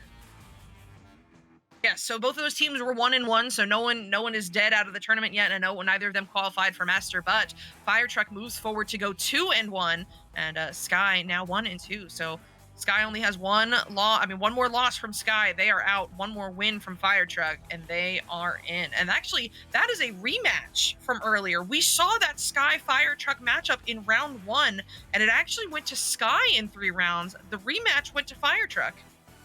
Wow, we did. And that's an interesting turn, and I'm gonna have to go back and watch that game to see what they changed, because they definitely must have mixed something up and decided to play a little differently. Maybe they thoroughly got warmed up. Maybe Sky got tired. There's no telling. So many factors can weigh into it. Mentality, like we've spoken about, is a huge part of this game. And, you get a win under your belt and your momentum shifts, and you get a loss under your belt and the same thing happens. So it's wow. What a phenomenal match. What a phenomenal series of games. And it's going to be interesting to see, because whichever teams don't make it into Master are going to be in a great position to come back at the end of Cycle 1 and get into Challenger Cup and possibly move back up then. Yeah, I know. I agree. And anyways, so we'll be moving right ahead in just a few moments. Yeah, let's do that. We're going to go to an intermission. We'll be right back. Intermission, guys. Stick around. We're going to be right back with more Master Qualifier action. Somebody's getting into Master. Somebody's going home. We're going to find out when we come back from the break. Goodbye.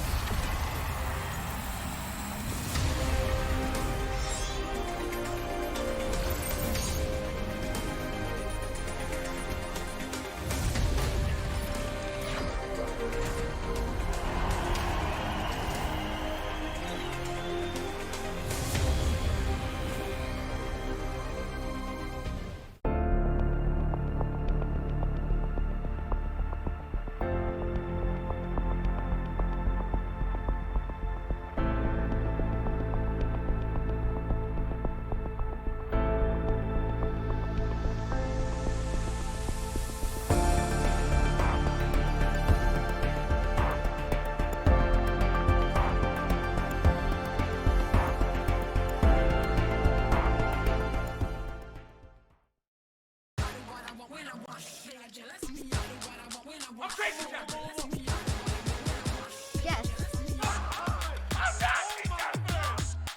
Easy going right there.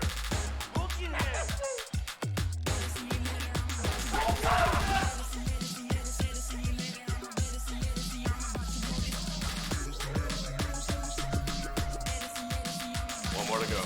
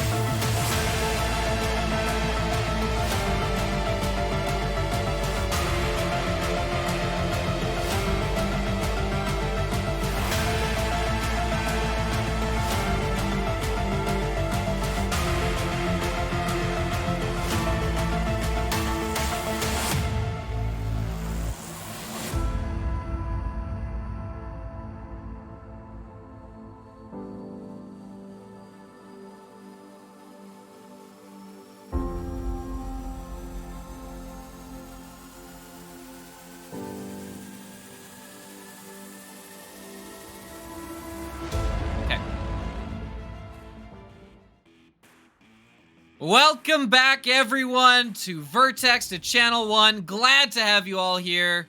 It's me, it's Offbeat. I'm here, stepping in for Psycha just for a moment. We'll have her back a little later. I'm here with Jeep Girls. Wonder is running the cams, and we are here to set up next match for you and kind of talk about, what we're excited about, what's been happening here so far, and yeah, what we're going to be seeing coming up still. Jeep, how's it going? Haven't seen you for a little bit since our brief encounter on Channel 3. Yeah, you're right. We were over there a little while ago, weren't we? Coming in right now, we've got Anomaly taking on Inception. This is going to be quite a match. Awesome, awesome, awesome. Just waiting on that link, and we will be ready to go. So exciting, Offbeat. So we had a great time last night in our match. We killed it. We slayed the mod team, right? Yes, we did. At least we would have had not our combo. In my opinion, it had not our combo modcasters, Psycha and Dimwee, betrayed us and joined our opponents and absolutely devastated us in those early rounds. It was hard to feel the treachery coming in from those two, and no accountability. Absolutely disgraceful. But you know what else is going to be amazing? Many things. Many things. The birth of my first child, I imagine. Yeah. Absolutely, definitely. What else? Jeep, do you have something in mind that could possibly top the birth of my first eventual child? Yeah, actually I do, and that is going to be VRML Con coming in June, the 3rd and the 4th. It's going to be fantastic, and I know we were just talking about it a few minutes ago, and we're all going to be there. So, are you looking forward to it? I am. Got my tickets for this one soon after they announced it and pulled in a bunch of buddies. So if you've ever wanted to meet Offbeat, I don't know why you would. I'm a little overbearing in person, but if you did, I'll be there. And a lot of us are going to be there. It's going to be a good time. We are going to have a ton of fun there. Lots happening there. We're going to have the Echo Grand Finals. We got Ultimex. We got Blaston going to be there. Look, it's going to be a whole great weekend. Plus the whole convention side of it with, a whole bunch of, we're going to have a whole bunch of vendors out there. Lots to see in VR tech, in the VR esports world. It's going to be a great time. The place to be for that weekend of June 1st to June 3rd. Plus, there might even be a taco convention nearby. Who knows? Wait, did you say taco convention? Oh, I'm in. Maybe. We'll see. Tacos.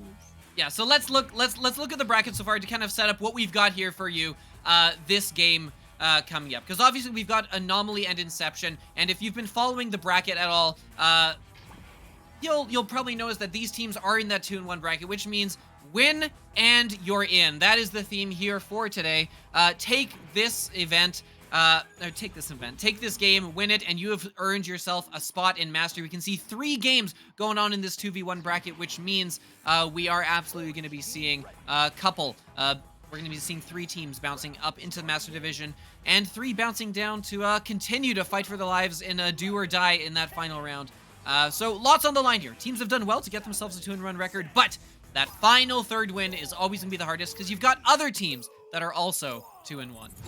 They are, and they're ready for a quick joust as they come out quickly, and that's going to be Cry hitting that disc, but it's going to be, oh, nope, grabbed by Superfly, sent into the bubble. That's going to be KFC making that return, sending it right back out again to Acorn. Acorn going to send it all the way down into the bubble, and they are quickly there. Oh, no, denied, and sent right back out again as Cry inverts, sending that disc right back down through the midfield into the hands of Acorn. Acorn with the disc. Jeep, you want to take it for just another second? Yep, you got it. And that's going to be, let's see, Cry on the ceiling inverted, trying to keep a hold of that disc. Not quite going to happen there as Chuck, not Norris, picks it up, coming in over on the Inception. Nope, the Anomaly side. Apologies there. I have my sides mixed.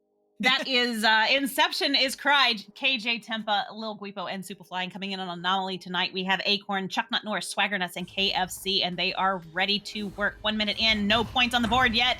Oh. Nice shot, and that's going to be right back out of the bubble into the hands of Cry.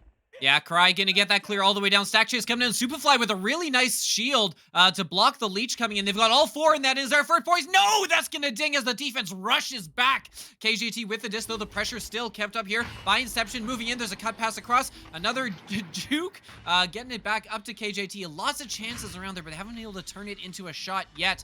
The KFC Chuck Not Norris stack watching as KJT just gonna back this one up and see if it can't bait out that stack. And it worked. Open up a nice lane there. Going to send that one back down and right back into the hands of KJ. KJT is now with the disc, getting a lot of heat from KFC, who is going to stun him out just enough to get that disc right back through into the orange zone there as it is picked up by Cry. Once again, Cry definitely holding on for possession tonight. KJT sends that disc down to Superfly. Superfly gonna cross down to the arena to Lil Guipo. Lil Guipo moving right in, gonna opt to send it back to Superfly and back for another reset there to KJT. Yeah, ton of resets here. They're playing it safe with the disc, trying to maximize their time of possession. They're trying to bait out the defense and see if they can't find an opening for a cut pass or something. But so far, the defense from Anomaly really not giving them anything. Potentially a chance here, but no. Dropping down is Chuck Not Norris with the stun. And the stack the other way. They've got the distance. KFC, and KFC has put that one in. It took us 2.5 minutes. But in the end, it is Anomaly with the first points of the game, 3-0. And we know how KFC is, and I'm sure right now his house is very loud after that fantastic goal. Disc advantage is Joust advantage, I should say, is back over on the Inception side, and that is going to be a grab by Cry, sending that one down to KJT. KJT sends it all the way down to Superfly for a very nice relay. Cross up to Lil Guipo. 4 points on the board for Inception. Nice response to that first goal.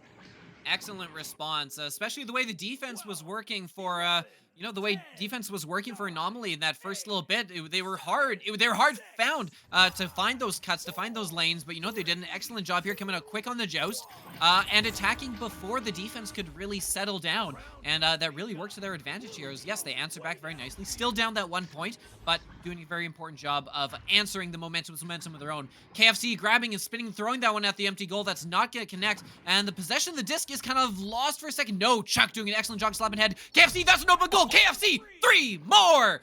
Back-to-back threes for KFC, and it is 6-2. Wow. We had such a slow start. These teams, nobody had points on the board for the first, 2.5 minutes there, close to that. And now they're just getting them in there left and right. So this is definitely a turn. Cry with that disc on the Joust advantage.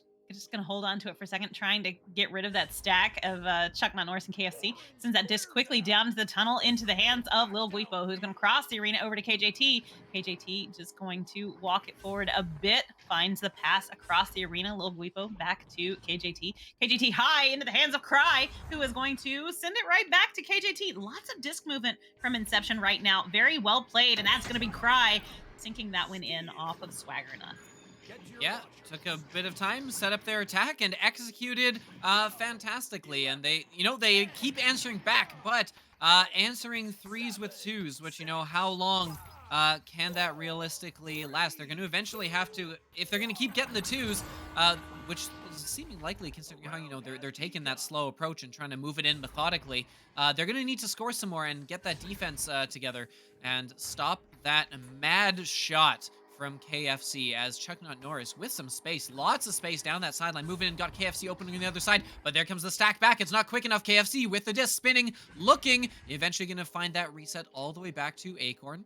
Acorn moving this up to Cloud. Cloud bouncing around, getting around Cry, got that cut pass down to KFC. KFC the cut pass, and 2 more points. This time, Chuck Not Norris doing the honors, tucking it in, extending that lead back to 4. That was a very nice play, nice teamwork from Anomaly right there. Beautifully done. And also to answer Mr. Phoenix there in the Twitch chat, tomorrow, VRML starts for all new teams tomorrow. So that's going to be super fun. Match gen will happen in the morning, and we'll get the season right underway. Cry with that disc quickly sends it down to KJT, who does lose possession. No. That's going to be KFC with the disc now. Sends that one forward into the hands of Chuck Not Norris. Chuck Not Norris going to take the shot, and it is good off the backboard for another 3. Excited to the possibility of seeing Chuck Not Norris back in Master, just for all the Chuck Not Norris jokes that I can start readying up for those Master casts. And so far, looking like they're about to punch their ticket there. They've got an 11-4 lead. Just got to win, close out these last 4 minutes, and they'll be well on their way here in this best of 3. That is to say, as long as Inception doesn't have anything to say about it, because they're moving the disc up here, and they have moved quickly and scored quickly before. That defense is back, though, so they are going to reset it all the way back. KJT on the back line with some space. We've got to watch out for that stack. That anomaly stack has been pretty dangerous. KFC and Chuck Nut Norris, they moving around quickly, trailing just behind that disc. Luweepo going to reset this one back down to Luweepo, just moving back and forth quickly, looking for that cut. Oh, that's open behind the goal. Just the goalie to beat, and the goalie will be beat. Superfly putting it in, 2 more points, and bringing that gap down to 5. Very nice job. Oh, boy, these guys are on fire. Definitely. Anomaly coming out with a joust advantage. 3 minutes left on the clock. They have a pretty nice little comfortable lead here, but let's hope they don't get too comfortable. Acorn with that disc on the joust, gonna dodge that the player there from Inception, sending that disc all the way down, but not quite gonna be picked up. There we go, connected and grabbed by Acorn. Gonna send that disc all the way in. Chuck Nut Norris makes the grab, gonna back it back up just a bit as Luweepo is moving in there on the attack, and that's gonna be crossed over to Acorn. Acorn to Swagger Nuts. Swagger Nuts moving in, and it is good, and they take the lead by 7.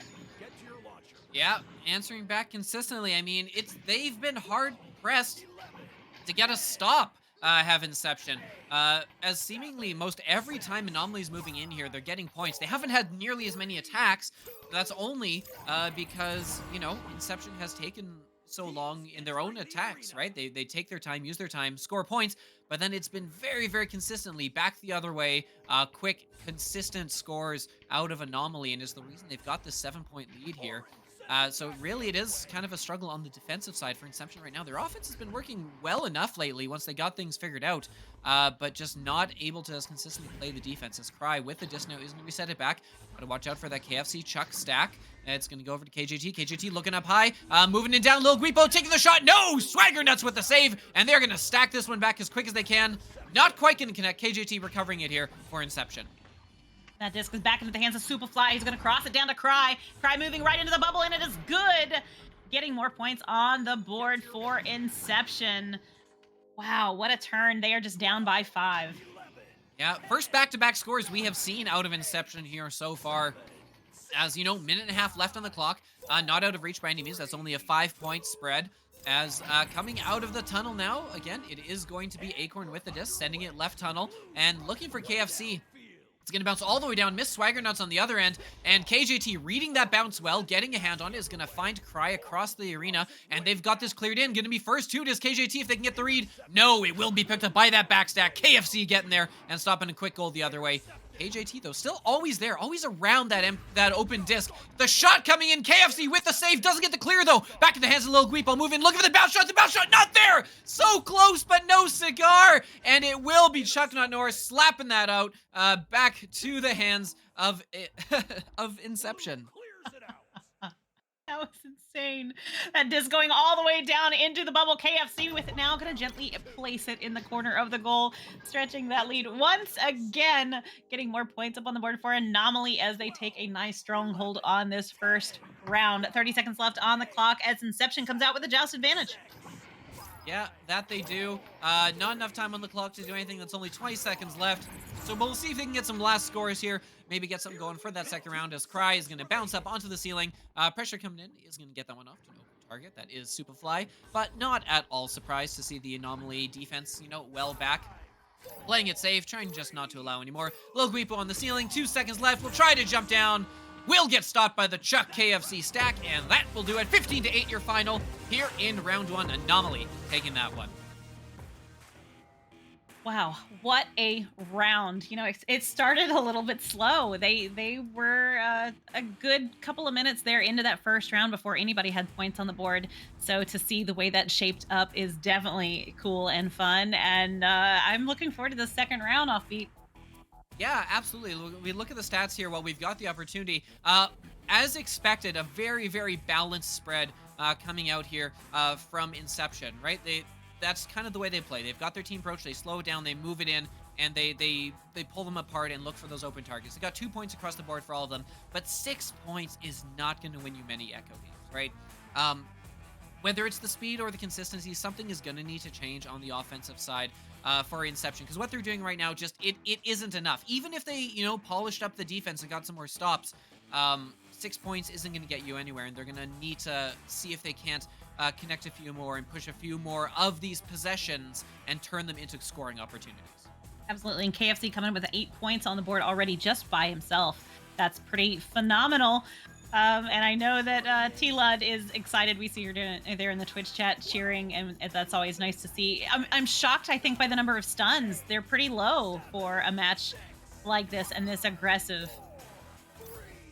Yeah, absolutely. Well, I mean, that's a big part of, I think it's a big part of kind of the slower approach that's been going, because they really have been trying to bait, you know, Inception really has been trying to bait out those plays, right? And so not a lot of waiting and mind games, as KJT gonna take the early lead here, finding an opening underneath the goal, tucking it in for 2 points, and that is a lead for Inception, something that was pretty hard to come by last round. Absolutely. That very aggressive on that. As soon as they got the disc down there, it was a done deal. Anomaly now with the Jealous advantage coming out, ready to grab that disc, and that is going to be Chuck, not Norris. Nope, Acorn with it. Gonna send that one down, and it's right back to Acorn once again, trying to get that stack. Oh, but they were on the attack, and Cry gonna send that one in. Oh, gonna ding off the ring and right back out again. Oh, that was such a golden opportunity, not quite able to connect and could get punished because it's going back the other way with an incredible clear from Chuck, not Norris. Fortunately, good defensive work. The stack is back for Inception, and they're able to move this up to Cry. Cry with a nice move to buy some space, get the clear, looking that's up off the nest in a dangerous area, and here comes the stack. That's Superfly with the disc, Superfly with the goal. Back-to-back scores for Inception, and they want that master spot, and they're clawing their way back here in this second round. They absolutely are. Now, where are these teams moving into this game? These teams are both 2-1 coming into this, meaning a win here and they are in, and a loss, and they're gonna have to fight their way into one more round to see if they live or die. Oh, okay. Well, so that's why that explains the aggression right now and the attack. As they want to go ahead and get this over with. They don't want to have to keep playing, I'm sure. They got to be getting tired. Chuck Norris sends that one down to Swagger Nuts. Swagger Nuts going to send that one across the arena to KFC. KFC pulling out Cry. Sends that one up to Swagger Nuts for the slam dunk. And Anomaly is on the board here in round 2. Yeah, you know it'd only be a matter of time. KFC getting involved in the scoring with the assist there. You know, we've seen kind of leading in, you know, in both regards, in the points and in the assist column now. Pretty remarkable effort in that offensive bubble. And yeah, 2 points there, bringing it back to a 2-point difference as Cry, with the disc now moving in for Inception. Look down. The passing has been super clean on these rollouts from both sides. Excellent work, especially, you know, with the precision that Inception has moved around with. It definitely is one of their strong points here.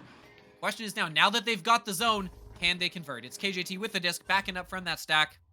Gonna send this one into Superfly. Superfly gonna send this one back. Back and forth they go. Now it's in Superfly, looking for that cut. Not there. Why not one more reset?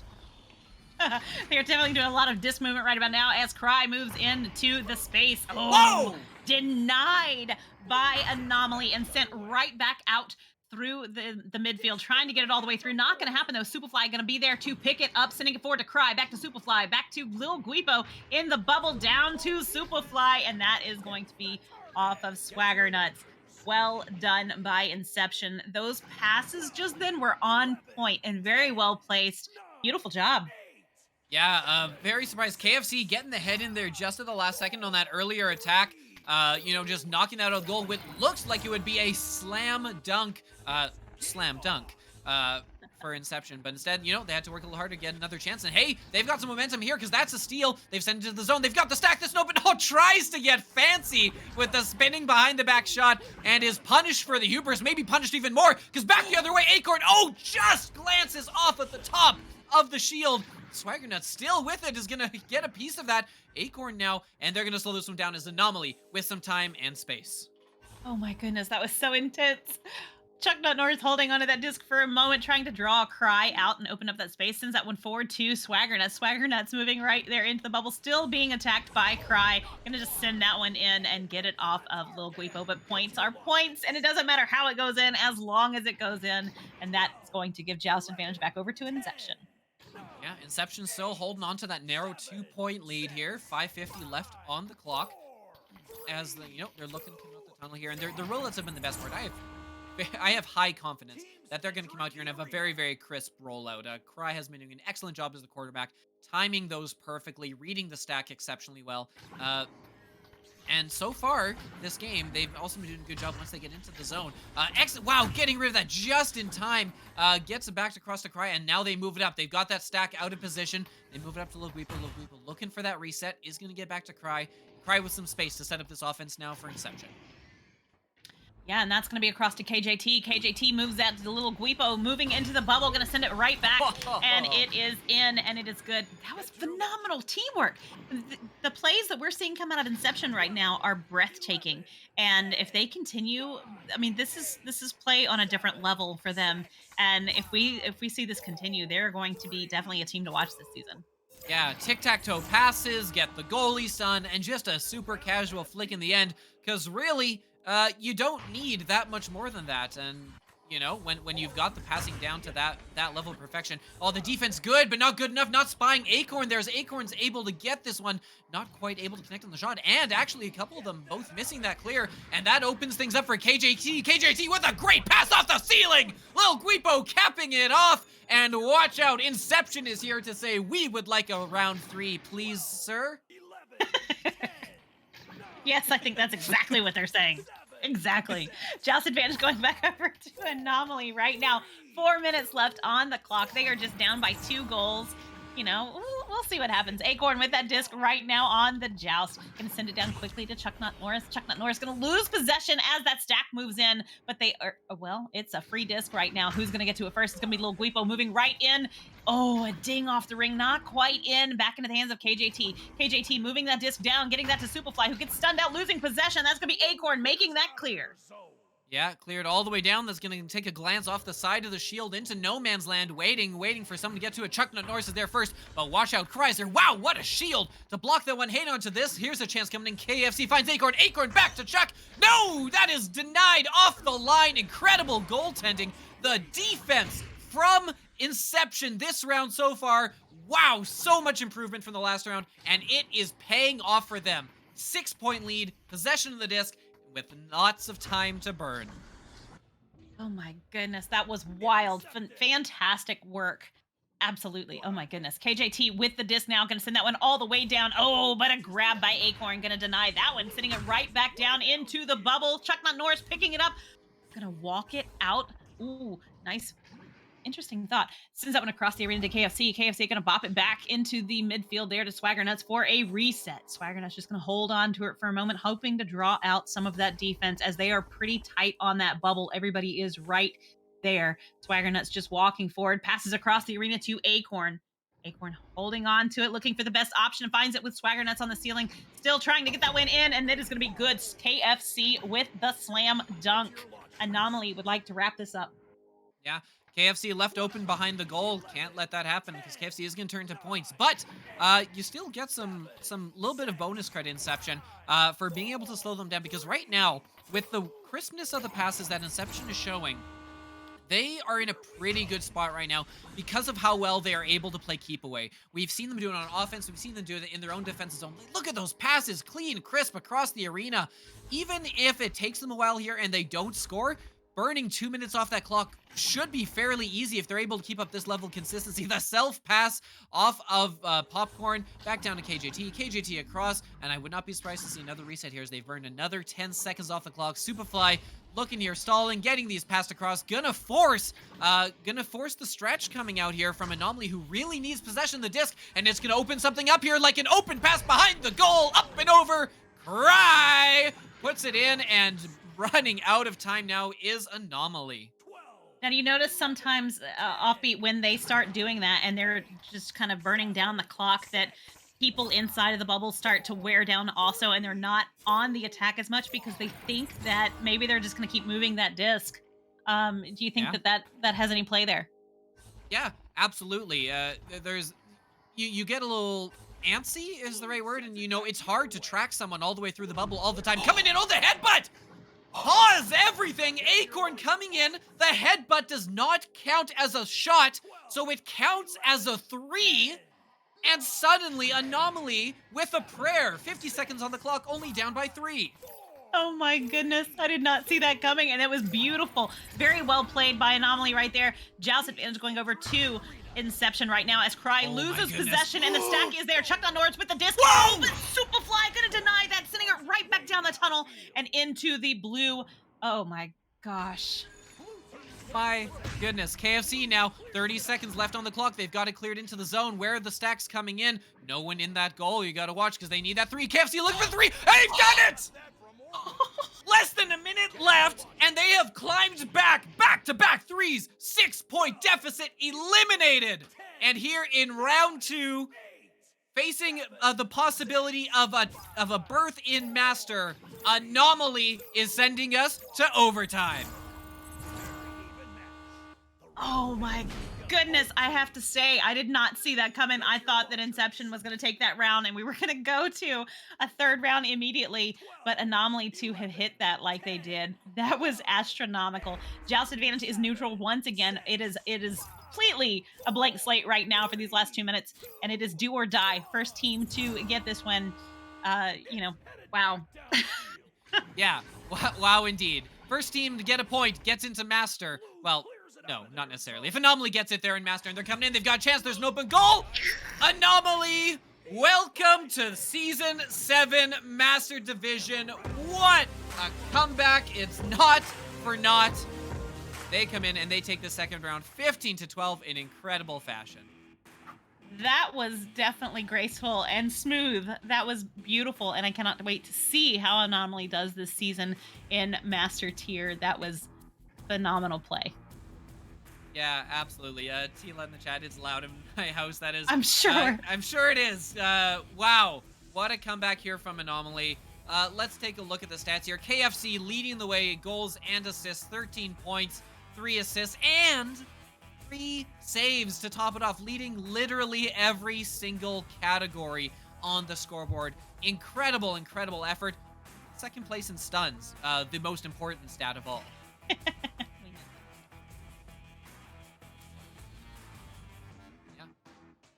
So let's take a look here at what that does for the bracket. Because of course we said it a lot, Anomaly coming in here is of course going to earn themselves that Master berth. But the day is not done for Inception, who came in here and, they were close. So very, very close, but are not out of it yet, which means we do have 6 teams left that have gone 2-2 this whole tournament. And so that means we're going to get a matchup where we will literally have win and you're in, lose, and you are filled with shame and you go home and you play Echo same as ever. But not in the Master Division. Want to point something out while we're looking at this, because look, Anomaly is a team, they dropped their first round. We're starting off 0-1, and ever since that point, undefeated, 3 in a row, incredible run by them. Incredible run indeed. Oh my gosh. So we've only got a couple of rounds left. What are you feeling so far? Look, honestly, I think kind of regardless of how this shakes out, I think the Master Tier is going to be a high quality event coming up here again, and I feel like that is a very, very partially. We're going to make an amazing segue here. Prepare for it. We kind of saw a lot of change in the offseason coming right around the time that we may have announced very, very casually that finals would be happening live in Denver. Did you know that's happening live in Denver? Because these players did. It's going to be a huge event, and the players know it. It's why we saw so many roster moves. We saw a bunch of, old teams back from the dead, a bunch of shuffles, everyone trying to find their absolute best synergies and take this as seriously as they can. And it's paying off here. Like, if we're going to see more games like we did here with Anomaly and Inception, absolutely no doubt that we're in for a heck of a season, because that was some phenomenal Echo action. And I don't know. They're so fun to cast. We got the overtime. We got the comeback story. What more could you be looking for? You know what? I don't know, but we are going to see, and we've got a couple more matches here tonight, and then, of course, Season 7 starts tomorrow, Offbeat. Are you stoked? Are you playing this season? Tomorrow? I'm not yet. I'm trying to get in as many casts as I can this season. I know I'm gonna be there, probably as a caster. I do probably need to get back into playing, though, because if the caster's mod match is anything to go by, I was in rough shape, as you probably heard me lamenting loudly in the arena. Oh, we need a coach. Can Very, production very get a possible. coach, please? Can casters get a coach? We'd love that. Absolutely. Okay, so tell you what, we know we have one more game left to come. We're still waiting to figure out which teams those are going to be. So we're going to step out here for a second. We're going to get those all figured out, and we'll come back in a little bit ahead of the next game to set up the final match for you, to see, get our final master competitors for this first cycle here. Offbeat over here, Jeep Girls over there, Wonder on the cams. We will be right back. Don't go anywhere. We got one more game, and we've got two teams, so you know it's going to be an exciting one. We'll be right back.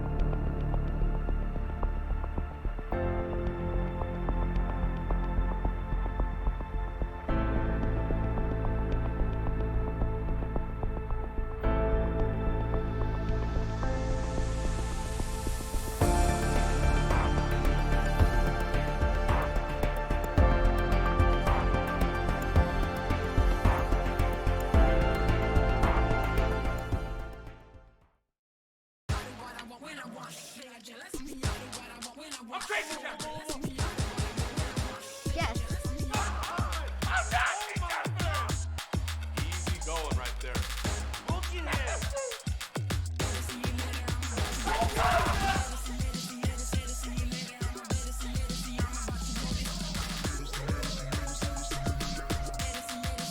One more to go.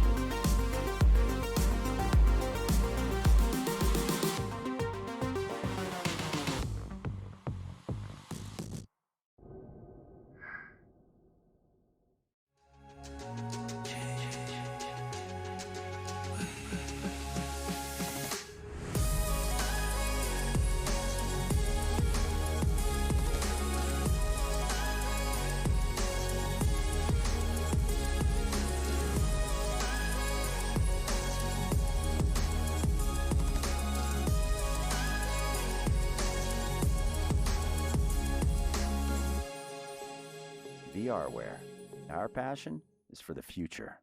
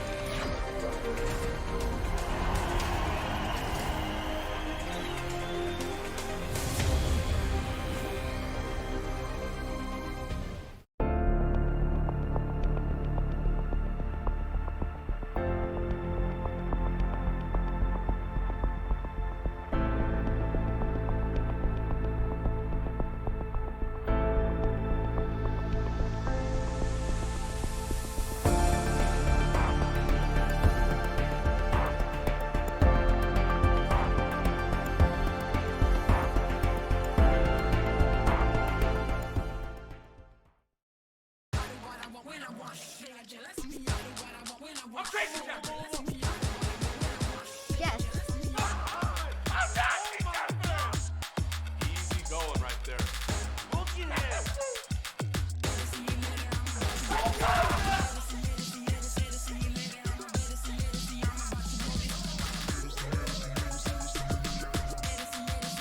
One more to go.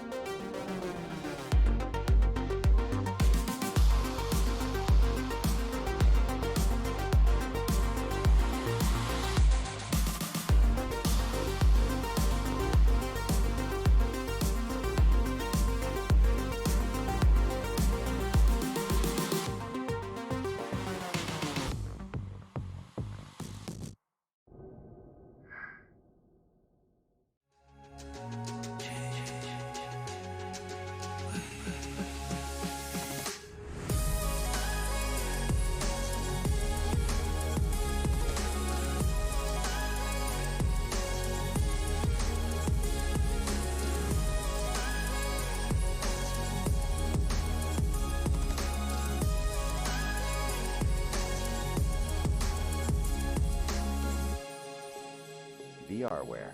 Our passion is for the future.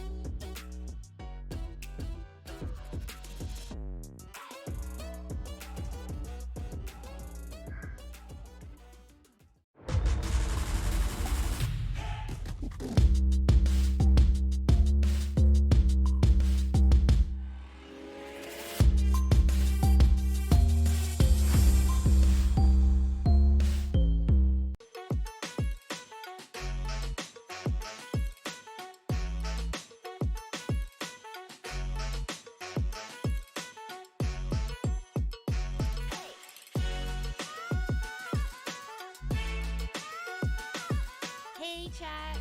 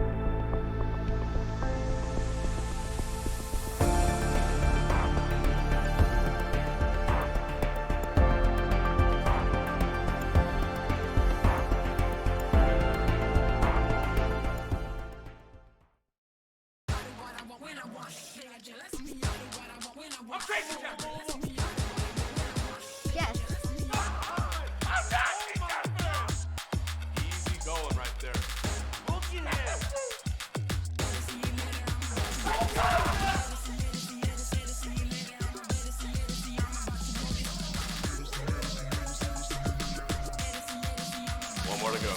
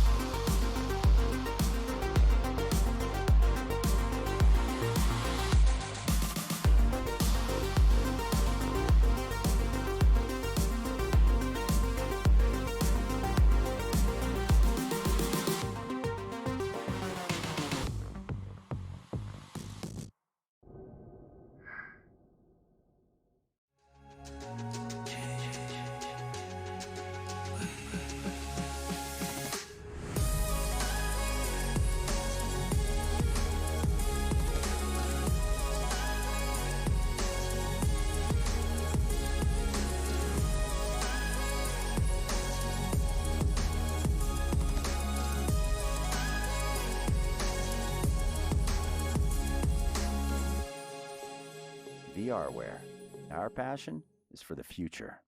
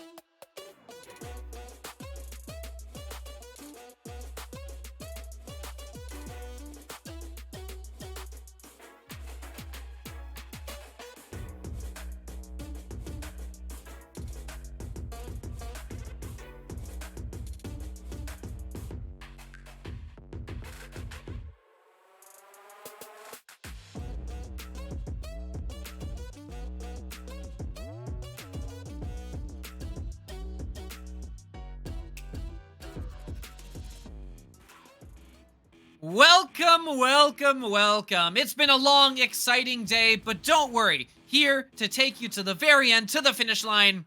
It's Offbeat, it's Saika, the dream team back at last. Took long enough, didn't it? Yes, it did, man. I've been looking forward to this the whole evening. We have made it. This is round 5. You know, teams have had the opportunities to punch out early, both either in Master or to the ladder, but we have gotten all the way to round 5. These teams are 2-2. This one match will decide where they start Season 7. If they win, they will go to the Master tier, claim one of the last remaining spots. If they lose, they will be starting on the ladder. And man, looking at some of these scores that are still trickling in, who is left, who is still looking for their spot, these are bound to be electric matchups. Yeah, absolutely. I mean, we've seen some electric matchups here already. No reason to think that they wouldn't continue to be that way. There's one fun new factor we hit as we get all the way here to the 5th round that I want to talk about a little bit here as we kind of wait for those scores to settle in, and that is fatigue. Sure, teams are used to playing a lot of matches in a single day over the course of, you know, a double elimination bracket, but with this format here, there's kind of been no breaks. You really just roll from one game into the other. And so here, 5 rounds in, and these are teams they know they've won 2 and lost 2, so this is the max you can get to. Saika, you've been in much higher level games than I have. What's the fatigue factor got to be like here for these players?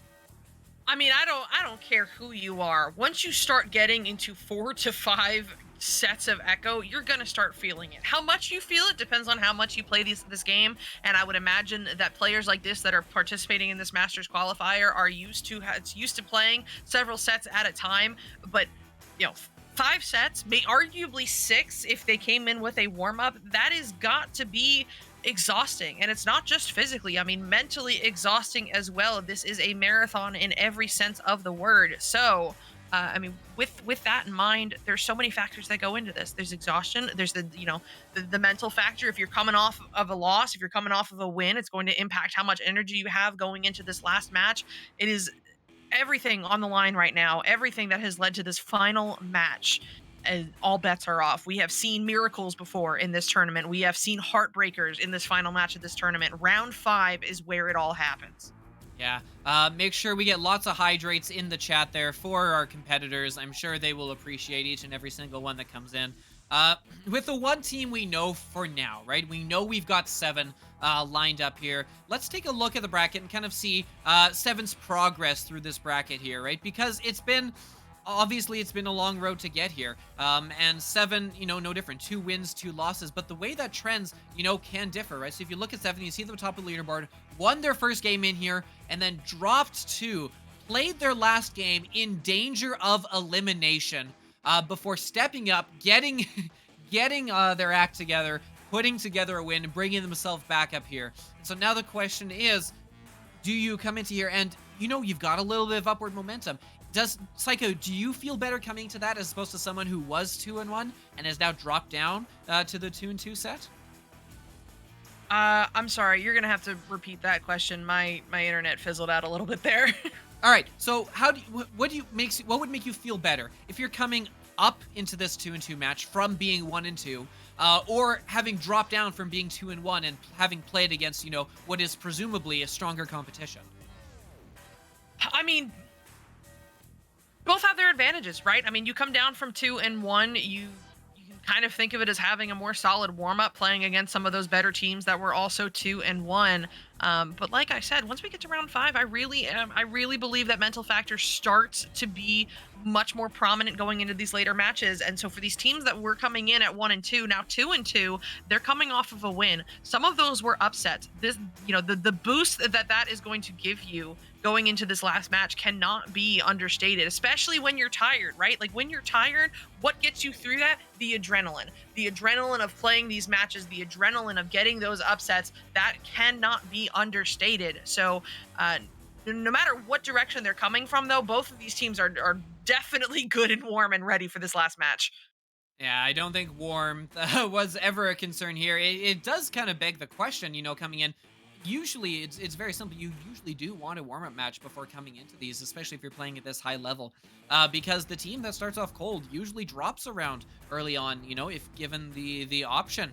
And so it's a bit of a trade-off when you look at, potentially they could have come in here, played 3 games, and been out. It could have been, a super quick set, 3 best-of-3 matches in a row notwithstanding. But, you also kind of need to plan 4 or 5. And so it makes a big difference in whether you've done that 1 extra match, because at this point, for people who don't believe or who don't know how demanding of a sport this really is, it really, really is. I played 3 rounds last night in our caster mod match and was sweating bullets by the end. It is a very, very intense game. The players that we have here and the players playing at this high level of competition are in excellent physical condition. And they need to be to kind of, slug through these marathon sessions. A single game on and off here, which you see during the season, is a very different play style, right? So we're seeing kind of during the regular season, you're seeing, all right, how good are they at sprints when they just got to put everything they have into 3 rounds, and how good are they in marathons here in these tournaments? You got to be good at both if you're going to be good in this VR Master League format. Yeah, 100%. I mean, keeping an eye right now on the background chatter because I am so distracted because I really want to know who is making it through to round 5, who is in Master, who is in Ladder. We are still waiting for some of these teams to report their scores. Almost everybody is saying that they are in round 3. That is how close it gets as we go later on into this tournament. Everybody neck and neck looking for one of those coveted Master spots. And, the fact of the matter is we only have so many. Yeah, we do. And we do for a reason. But every time we run these, we kind of see, look, Master could absolutely, like, so many of these teams are on the cusp, right? If you look at teams that are gonna just get in and teams that aren't, there is not a lot separating them. And that's where we are right now, figuring out where is that margin, where is that line that we have to separate them on. So if we look at, if we...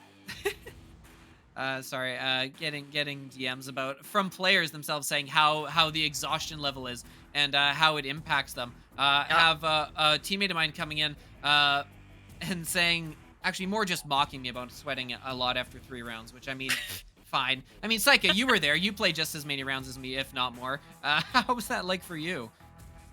I mean, it gets exhausting. Sweat factor aside, you can only throw discs so much before you start feeling that wear and tear, just like a normal sport. And honestly, I feel that it's better in these back-to-back-to-back tournaments sometimes, because you just have that nonstop adrenaline rush and you just feel like you can push through it. Where I have found that at least for me, where there's more danger for me is when there's pauses like this, right? Like, we have one team that is ready and waiting. We don't know who the other team is yet. They can sit in the arena and they can throw the disc to stay warm, but like your mind starts coming out of that game mentality. And when that happens, at least for me, I start feeling the tired significantly more. Yeah, yeah, absolutely. Seeing rumors, nasty rumors in the chat, potentially suggesting we have 7 versus W. People behind me, Invisible Peeper, is that confirmed? Yes, it is. It does look like we have 7 versus W. Our matchup is finally set. So W, let's take a look at what they've been going through here. We can take a peek back at that bracket to kind of see what's been going through W's mind and how exhausted are they coming into this one. Because if W's coming through having just finished a match and we're going to say, we got a schedule to keep, best get back in there. W starting off, they've kind of been up and down over the course of the days we can see here. Starting off with a win, then a loss, and then a win, and now a loss, right? A very, very up and down tournament here. Very interested to see how they come out here, coming off of that loss. Saika, what do you know about W? What should we expect from them coming into this game? Well, W first broke their way into the Master Tier last season, I do believe, and they have put up quite a fight in their time there. Of note, W is what I've been calling the newer blood team. They are the younger players, the newer players. I mean, obviously not new, but when you think about like Master in the grand scheme of things, and most of those players have been around since the earlier seasons, to then finally see a team of players where most of them have only gotten into the Master or have only started playing in like seasons 2, 3, 4 and later, that is something to note because they bring a new element to the game.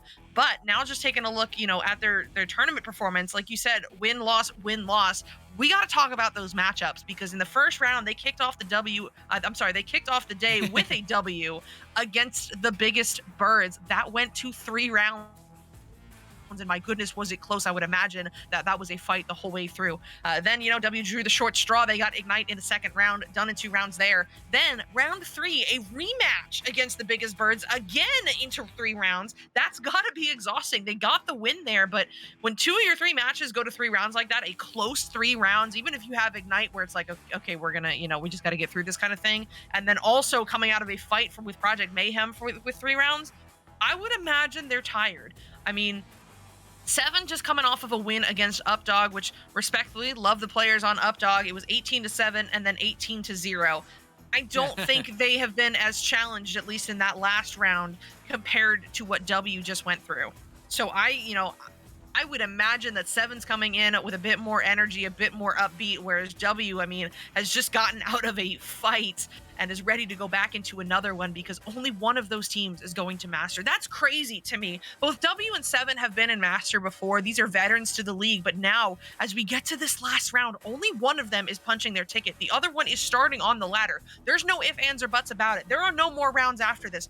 One of them's going up, one of them is not, and considering those are 2 big names, that is crazy. There's only going to be 1 single character name in Master this cycle. No, how tragic. These fit so nicely on any sort of like thumbnail or title or anything else we want to put it on. Not that we're encouraging single title characters from everyone. If we had a single character filled Master, that would be absolute chaos. But I guess it does make the logo design fairly straightforward, doesn't it? Absolutely. So it looks like we finally have a Spark Link. I am trying to get my way into the arena, but having some technical difficulties. Quick stall, Offbeat. Yeah, absolutely. So look, we got 3 each, Giggity Gao. So yeah, let's look at those rosters, right? So on the side of W, we are seeing Giggity Gao, Jack G, and Bloop. We'll see who comes in as the 4th.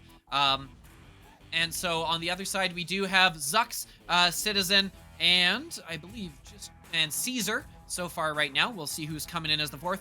Actually, on that note, Saika, suppose you're running here and you've got 5 games back to back. Do you potentially look at running some of your subs in and kind of giving some of your starter players a rest? I mean, that is such a case by case call. If somebody is really tired or really needs a mental break, then maybe it depends on what are you losing by having your starter sit out? What are you gaining by having your sub come in? Is your sub warm? I mean, are they coming in completely cold, or and even if that's the case, are they still going to play better than that starter, even if that starter is tired and needs a break? It's just, that is so case by case, and while it's not completely off the table for teams to consider it, a lot of times that is the reason that teams just kind of run with the starting four. It's the four that they play with the most consistently, have the most practice with in terms of team chemistry and rollouts and things like that. So I would imagine we're going to continue to see those main four continue all the way through, but it is not a bad idea when you really need it. Yeah. I mean, look, I know all of you in the chat, you're impatient. You're like, look, these two are great. Possibly the best between rounds chat I've ever heard. But I am here for a game. I would like to see a game, please. Well, good news. We have game. Thank you so much, everyone, for your patience. We're here. 7W in the tunnels, in the arena. We are ready. Let's end this one off. Who's going to Master? Who's going home? Time to tell now. All right, and this first touch is going to start with W. It's Bloop getting the pickup, sending this one over to the left, recovered by XA, now sent over to Jack G. W is not messing around. They just got out of that fight with Project Mayhem, and they're ready to take it all the way, sinking in the two-pointer just 9 seconds in. Incredibly quick start here, firing out the gate. I mean, both of these teams, I imagine, really would love to have this game done as quickly as possible, with the caveat, of course, that they get the win, as it is going to be cleared all the way down here, bouncing around to everyone, but also critically past Citizen, and Jack G is there on the back end to pick it up, is going to get up to XA. XA moving out quickly, Bloop with the long three, and there's another score. W coming out firing, back-to-back goals, and a 5-0 lead.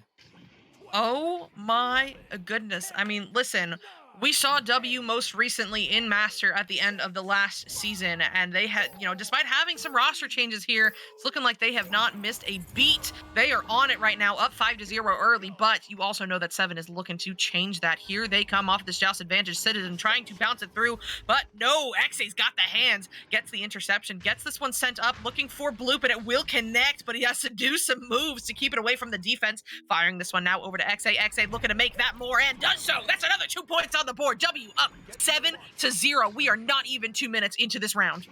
Yeah, 90 seconds, 7 points. What an incredible firing rate, as W coming out explosive here, at least for the moment, looking like they've got the most gas left in the tank. Looking pretty crisp here on all of their attacks. Nothing really to fault them on so far, as we've been waiting for a decent attack here from 7, as Zux is going to move in, able to slow it down. I'm sure pretty grateful for the ability to slow it down, to, kind of take a breath, size up the situation, and plan a new attack. Moving in with a lot of space, is going to look above to Citizen. Citizen with it back down to Zux. Zux potentially looking up. Nope, they're going to have that reset back, and Caesar is there on bow time, moving back in. Citizen looking for a cut. Pass options are covered, and it is going to be stolen. XA takes it after waiting a little too long for it. Was 7, and they will be punished with a clear all the way down, and potentially a chance on the other. And moving in, it is Giggity Gow. 2 more points, 9-0 lead, barely 2.5 minutes in. Oh my goodness, W really just on something else right now. We are a quarter of the way through this game. W is up 9-0. As Dimly would say, I mean, dare I say it a bit early, they're on a pace. If 7 cannot find their footing here and now, and oh my goodness, W looking to strike again, getting the stun out on that recipient of the pass, of the QB pass, and it's going to be Bloop looking to drive this one in from the post. No, denied by Caesar. What a save, and it's just enough time for the backstack to get through, and then another save comes through from Caesar. What a defensive performance right now from 7, but they're not done yet. XA, another recovery, gets stunned out, but does manage to get the reset off regardless to Giggity. Now up high to Bloop. Bloop looking to drive this one in. One more cut over to XA, and then back to Bloop, but oh no, that one gonna go off the ding ring. But W still not done yet. They are so quick to capitalize on any mistakes. I mean, even when they lose possession, they fight for it immediately. Still in bubble, still looking for something. XA maybe doing a little taunting there, trying to find the lane, and eventually finds Jack G under the goal, in for the dunk. That's another 2 points on the board. Yeah, incredible job. Like, even though the defense was there from 7, they couldn't get possession. They could get the stops. They could, they could stall, they could slap it away. But if you can't regain possession, all you're really doing is stalling. And stalling right now isn't something you can really afford to do when the clock is not on your side. 6 minutes left and an 11-point difference to make up right now. Gonna send this across to Pub. Pub with some space. There's a 3-on-1, but the pass doesn't connect, and Giggity Gao reads it excellently. Gets there, gets the slap away. That should have been a gimme for 7, but they're not able to capitalize. A bit of a miscommunication, and back the other way now comes W. Is back the other way indeed. It's going to bounce up into the zone of 7. Pub, though, getting home to get the stun on Jack G, and then gets the block on Bloop, but cannot get through XA. XA, though, gets stunned out eventually by Pub. Pub, oh my goodness, one-man army here, trying to get this away from the W squad, but they are determined to keep the possession. Another stun from Pub, and this time finally gets the hand on it, sends this one through the close side tunnel. Where are the stacks? W home first by a mile, as this one is recovered by Jack G and sent up to XA. XA now up high, looking to send this one all the way through off of the ceiling. Looking good just outside the bubble for Jack G to pick up and put in for the 3 offbeat. We are barely halfway through this round. It is like gonna hit the 5-minute mark right here, and they're up 14-0. What does 7 need to get going? Most everything at this point. Causing turnovers when they don't have the disc, but I mean, the biggest thing staring them right in the face right now is the 0. It's the big old goose egg on the scoreboard.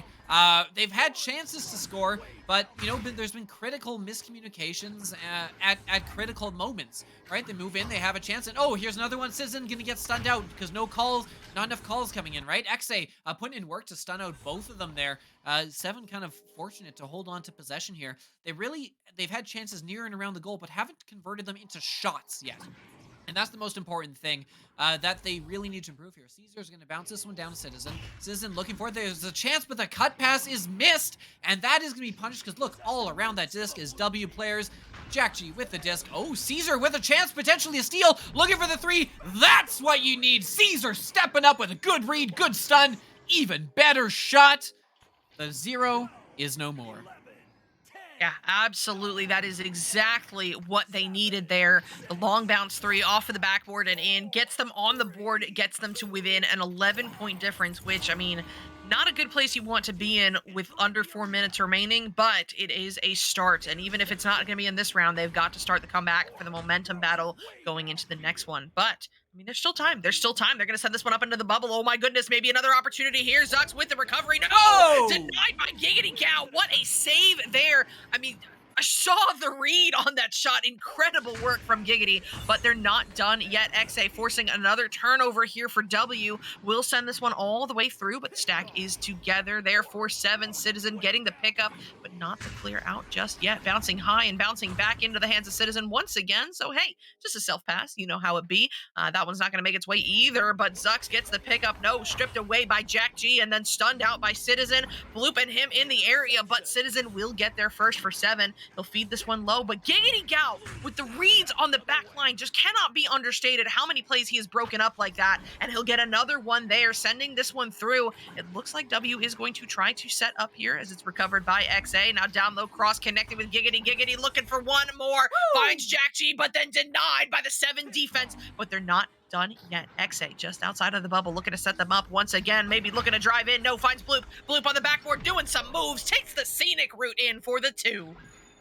Yeah, gonna get 2 more points here. If you're looking for positives right now, if you are a fan of 7, right? If you're in the 7 squad, look, the pace of the game here has slowed down, I think, to their benefit. Yes, that scoreline isn't looking great, but they have managed to slow things down. We're no longer on pace for the Mercy. As I jinxed it, XA gonna get the steal. Excellent backline work there. It is gonna get cleared up and out as they hold on to possession here, but they have been doing much better at slowing it down, at playing defense, and at, holding on to that possession, turning the possession into chances. Zux looking for the pass, maybe a wild shot. Doesn't matter. Giggity Gao is up to the task with another excellent backline play. Gonna get this one cleared to Bloop, and Bloop! 3 points. 3 points. Little icing on the cake for you. Yep. In for the 3 from Bloop, and with that set of points, that is going to get W up 19-3 with a minute and a half remaining. A very comfortable place to be in. I mean, I'm out of mathematical time for sure. It'll be W taking this first round, but 7 still looking to just get some points on the board, get some momentum going, whatever they've got to do, because the fight does not end after this round ends. They will have another try, they will have another round, but they've got to find their footing. They have got to get something going here and now, because once they get into that round, you know they want to go pedal to the metal. But maybe here comes an opportunity. Pub over back to Citizen. Citizen driving that one in for the 2. That is what they were looking for. That's another 2 on the board, and that gets them up to 5. Excellent, excellent give and go play. Look, where communication has potentially been an issue here, right? We've seen a lot of, steals coming in, players not being aware of where the defenders is and getting knocked out. Excellent teamwork there as they move it back and forth crisply, cleanly, and convert into 2 points. Because at the end of all that passing, the shot itself really isn't that difficult.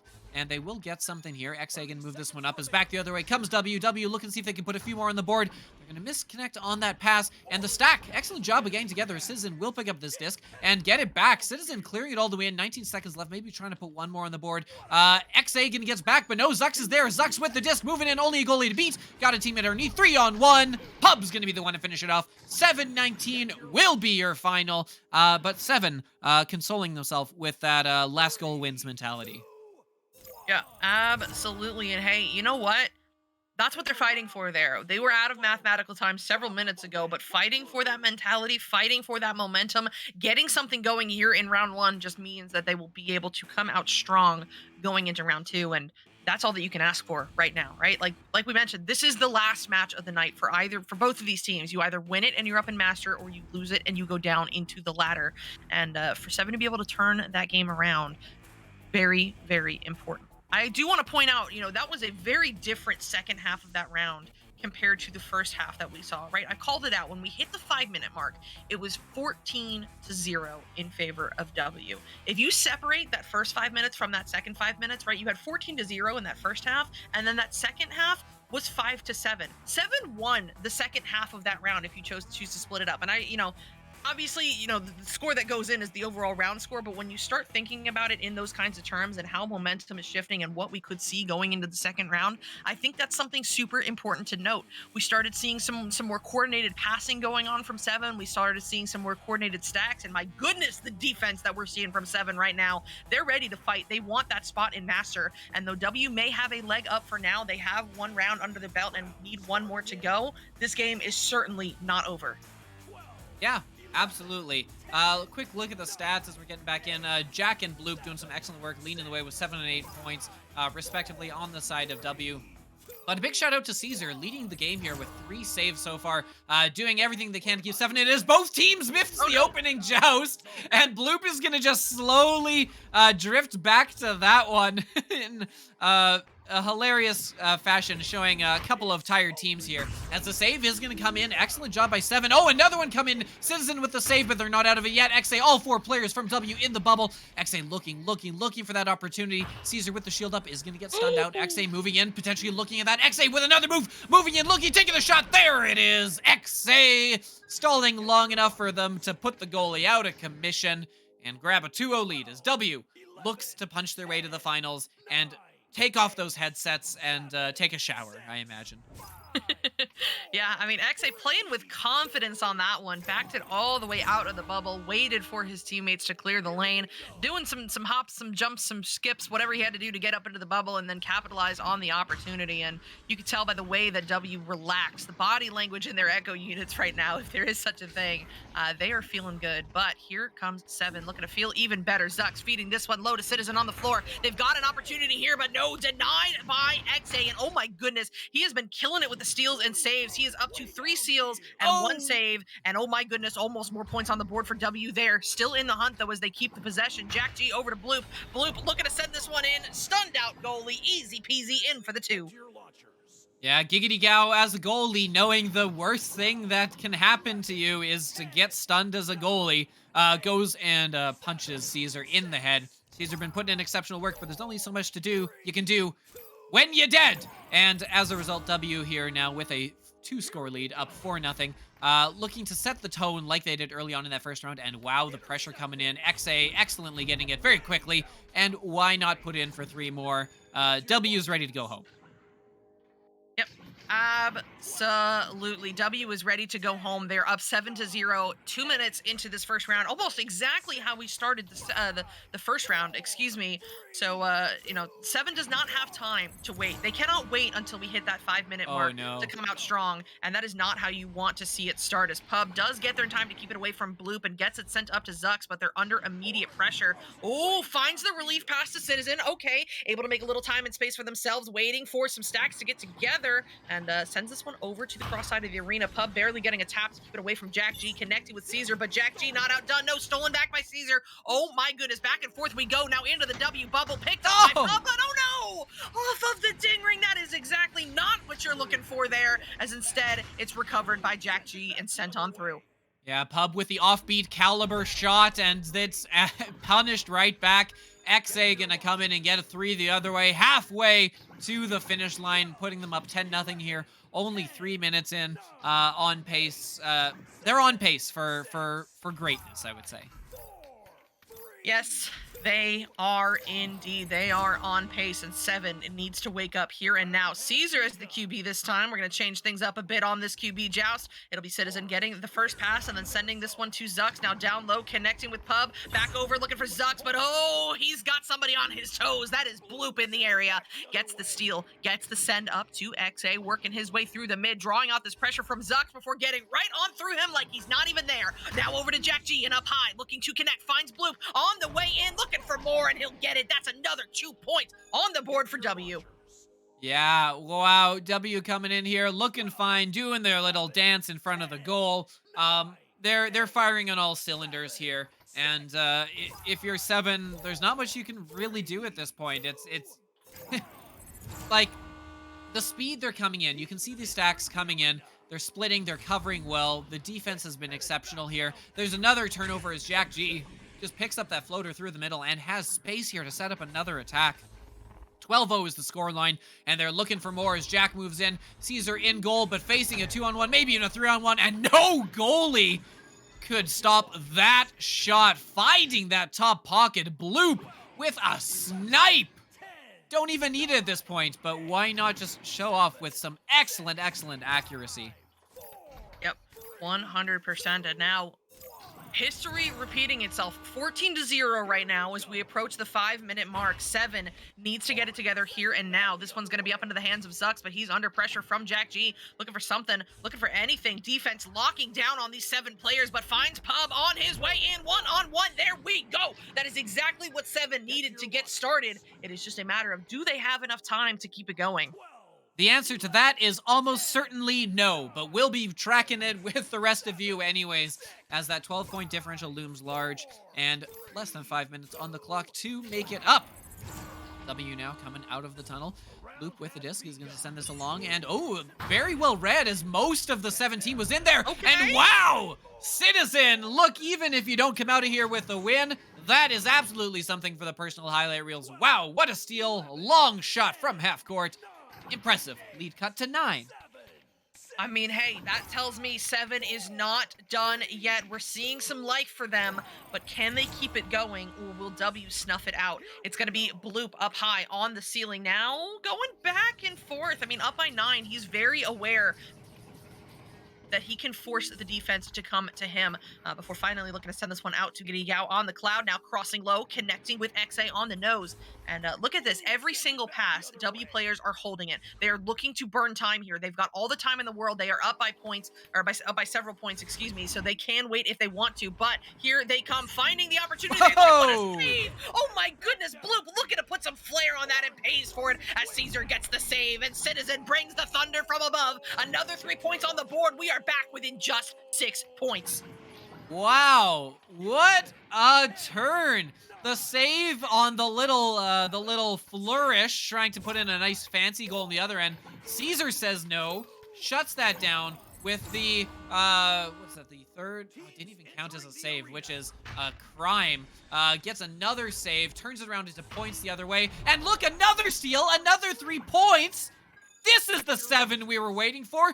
Have they found themselves in time? I am about to eat my words for saying there's not at all enough time left, have I? Because they have scored 11 points in 2 minutes. They're not done. they're not done. That 2-pointer that got them started, that 3-pointer that followed it up, and then the back-to-back threes, they are back in this game, but they have got to stay alive here. 3 minutes left. Jack G looking to make it more. No, oh my goodness, what a grab from him. He is up to 4 saves, and I think that's in this round alone, but they're not done yet as XA gets the recovery for W. He'll send this one way back to Jack G, back in their own zone, taking his time here on the cloud, doing some moves to draw out Pub before sending it to Giggity Gal. Giggity Gal feeding this one deep, finding Bloop on the ceiling, driving in Caesar! Oh my goodness, jumping out of the goal to close the lanes, forces the bad pass off the ding ring.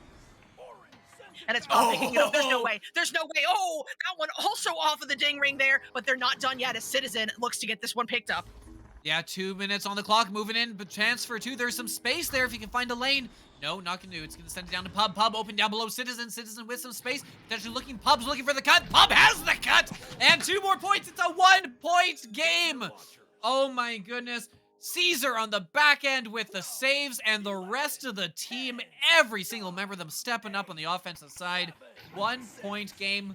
W, I thought you wanted that master spot, because it's slipping away there, buddies. Yeah, I mean, I don't know what's going on here. It was 14-0. 3 minutes ago, it was 14-0, and now it is a 1-point difference. But here comes W looking to add to this lead. They don't want to take any chances. They don't want a round 3, but you got to put your passes on target if you want that. Out of the bubble and into the hands of Jack G under pressure, forces this pass over to Bloop. Bloop at the nugget, slowing this one down, finding XA on the shoulder, looking to drive in. So many people in the goal, but he's not able to find the goal. Oh my goodness, off of the ding ring, but once again, recovered by W on the back line. That's Bloop sending it to XA for try number 2. Taking this one to the ceiling, under pressure from Citizen, gets this one passed over to Bloop. Bloop now finding that pass into the bubble. It's Jack G on the backboard, and oh, off of the head of Citizen, but points are points. That'll be in for 2 of them, and offbeat. We're in a very dangerous spot where if 7 cannot score basically immediately, it's gonna have to be a 3. Yeah, pretty much. They're going to come out here and almost certainly they're going to be taking it slow and looking to set up that 3. Watch for the goalie stuns. Oh no! They bonk their heads coming out, and oh, Bloop gets stunned coming in full speed. They're excellent recognition by the teammates to say, we need some time. We got to stun the stack coming in, and it pays off as Zuck's able to control possession here, and this pretty much clinches it. We are going to be looking for that last 3 to force overtime. The long pass isn't going to connect. There is a bit of a miscommunication. Giggity Gal going to pick this one up and looking for the own 2.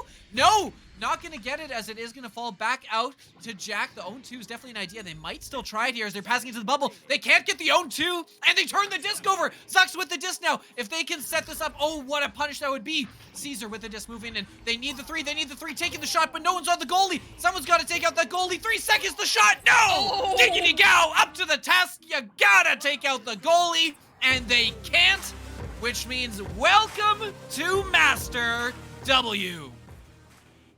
Oh my goodness, what a finish there from W. I mean, listen, boys, I'm not going to sugarcoat it. Up 14-0 with 5 minutes remaining, and then a final score of 16-13. Either 7 is just on one and got some momentum going, or there was a little tomfoolery going on around there. But regardless, it is going to be W taking this one home, taking themselves up into the master tier, as you said, and it'll be 7 starting on the ladder. So what a fight from both of these teams. What an almost comeback from 7. We'll be talking about that one for a long time. But in the end, congratulations to W. Yeah, absolutely. Whew. It's been a long and exciting day. Let's take a look at the bracket for one last time, because we got to see, at the end of the day, after all of this has been said and done, who has earned themselves a spot in Master. We look at this and we see, starting things off, the teams that went 3-0. We have somewhat predictably Ignite coming in here, looking incredibly strong. High Voltage also coming in and kind of powering their way through.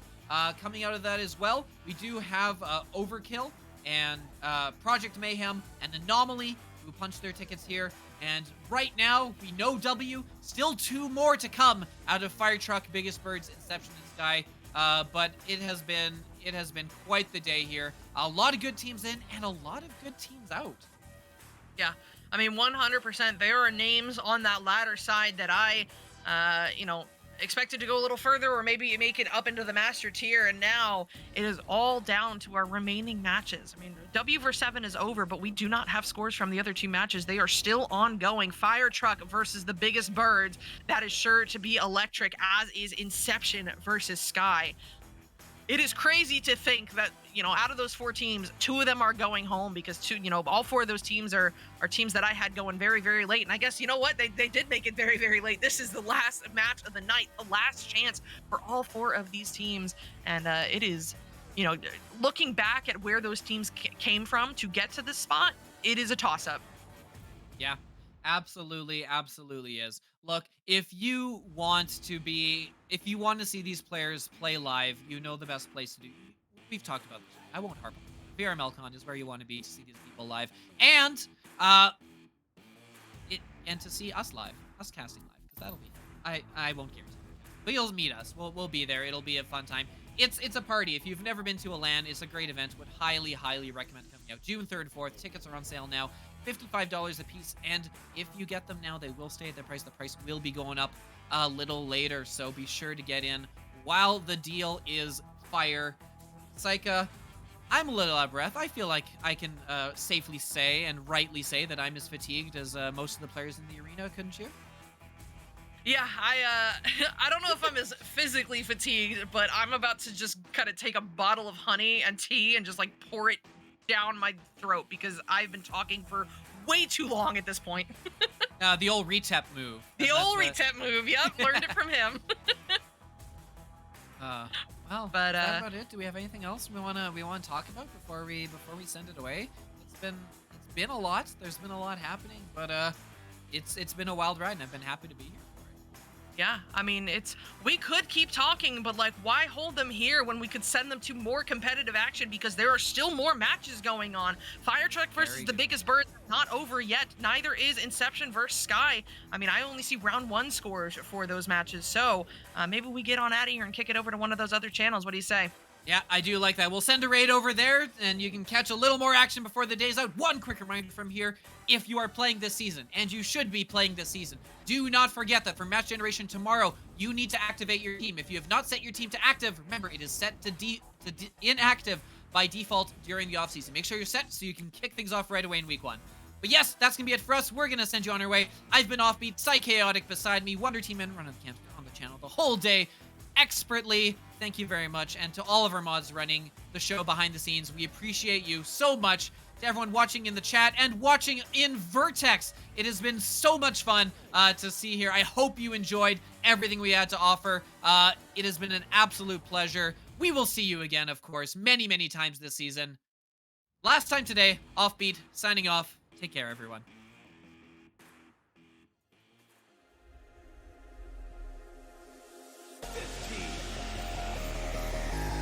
14, 13, 12, 11, 10, 9, 8, 7, 6, 5, 4,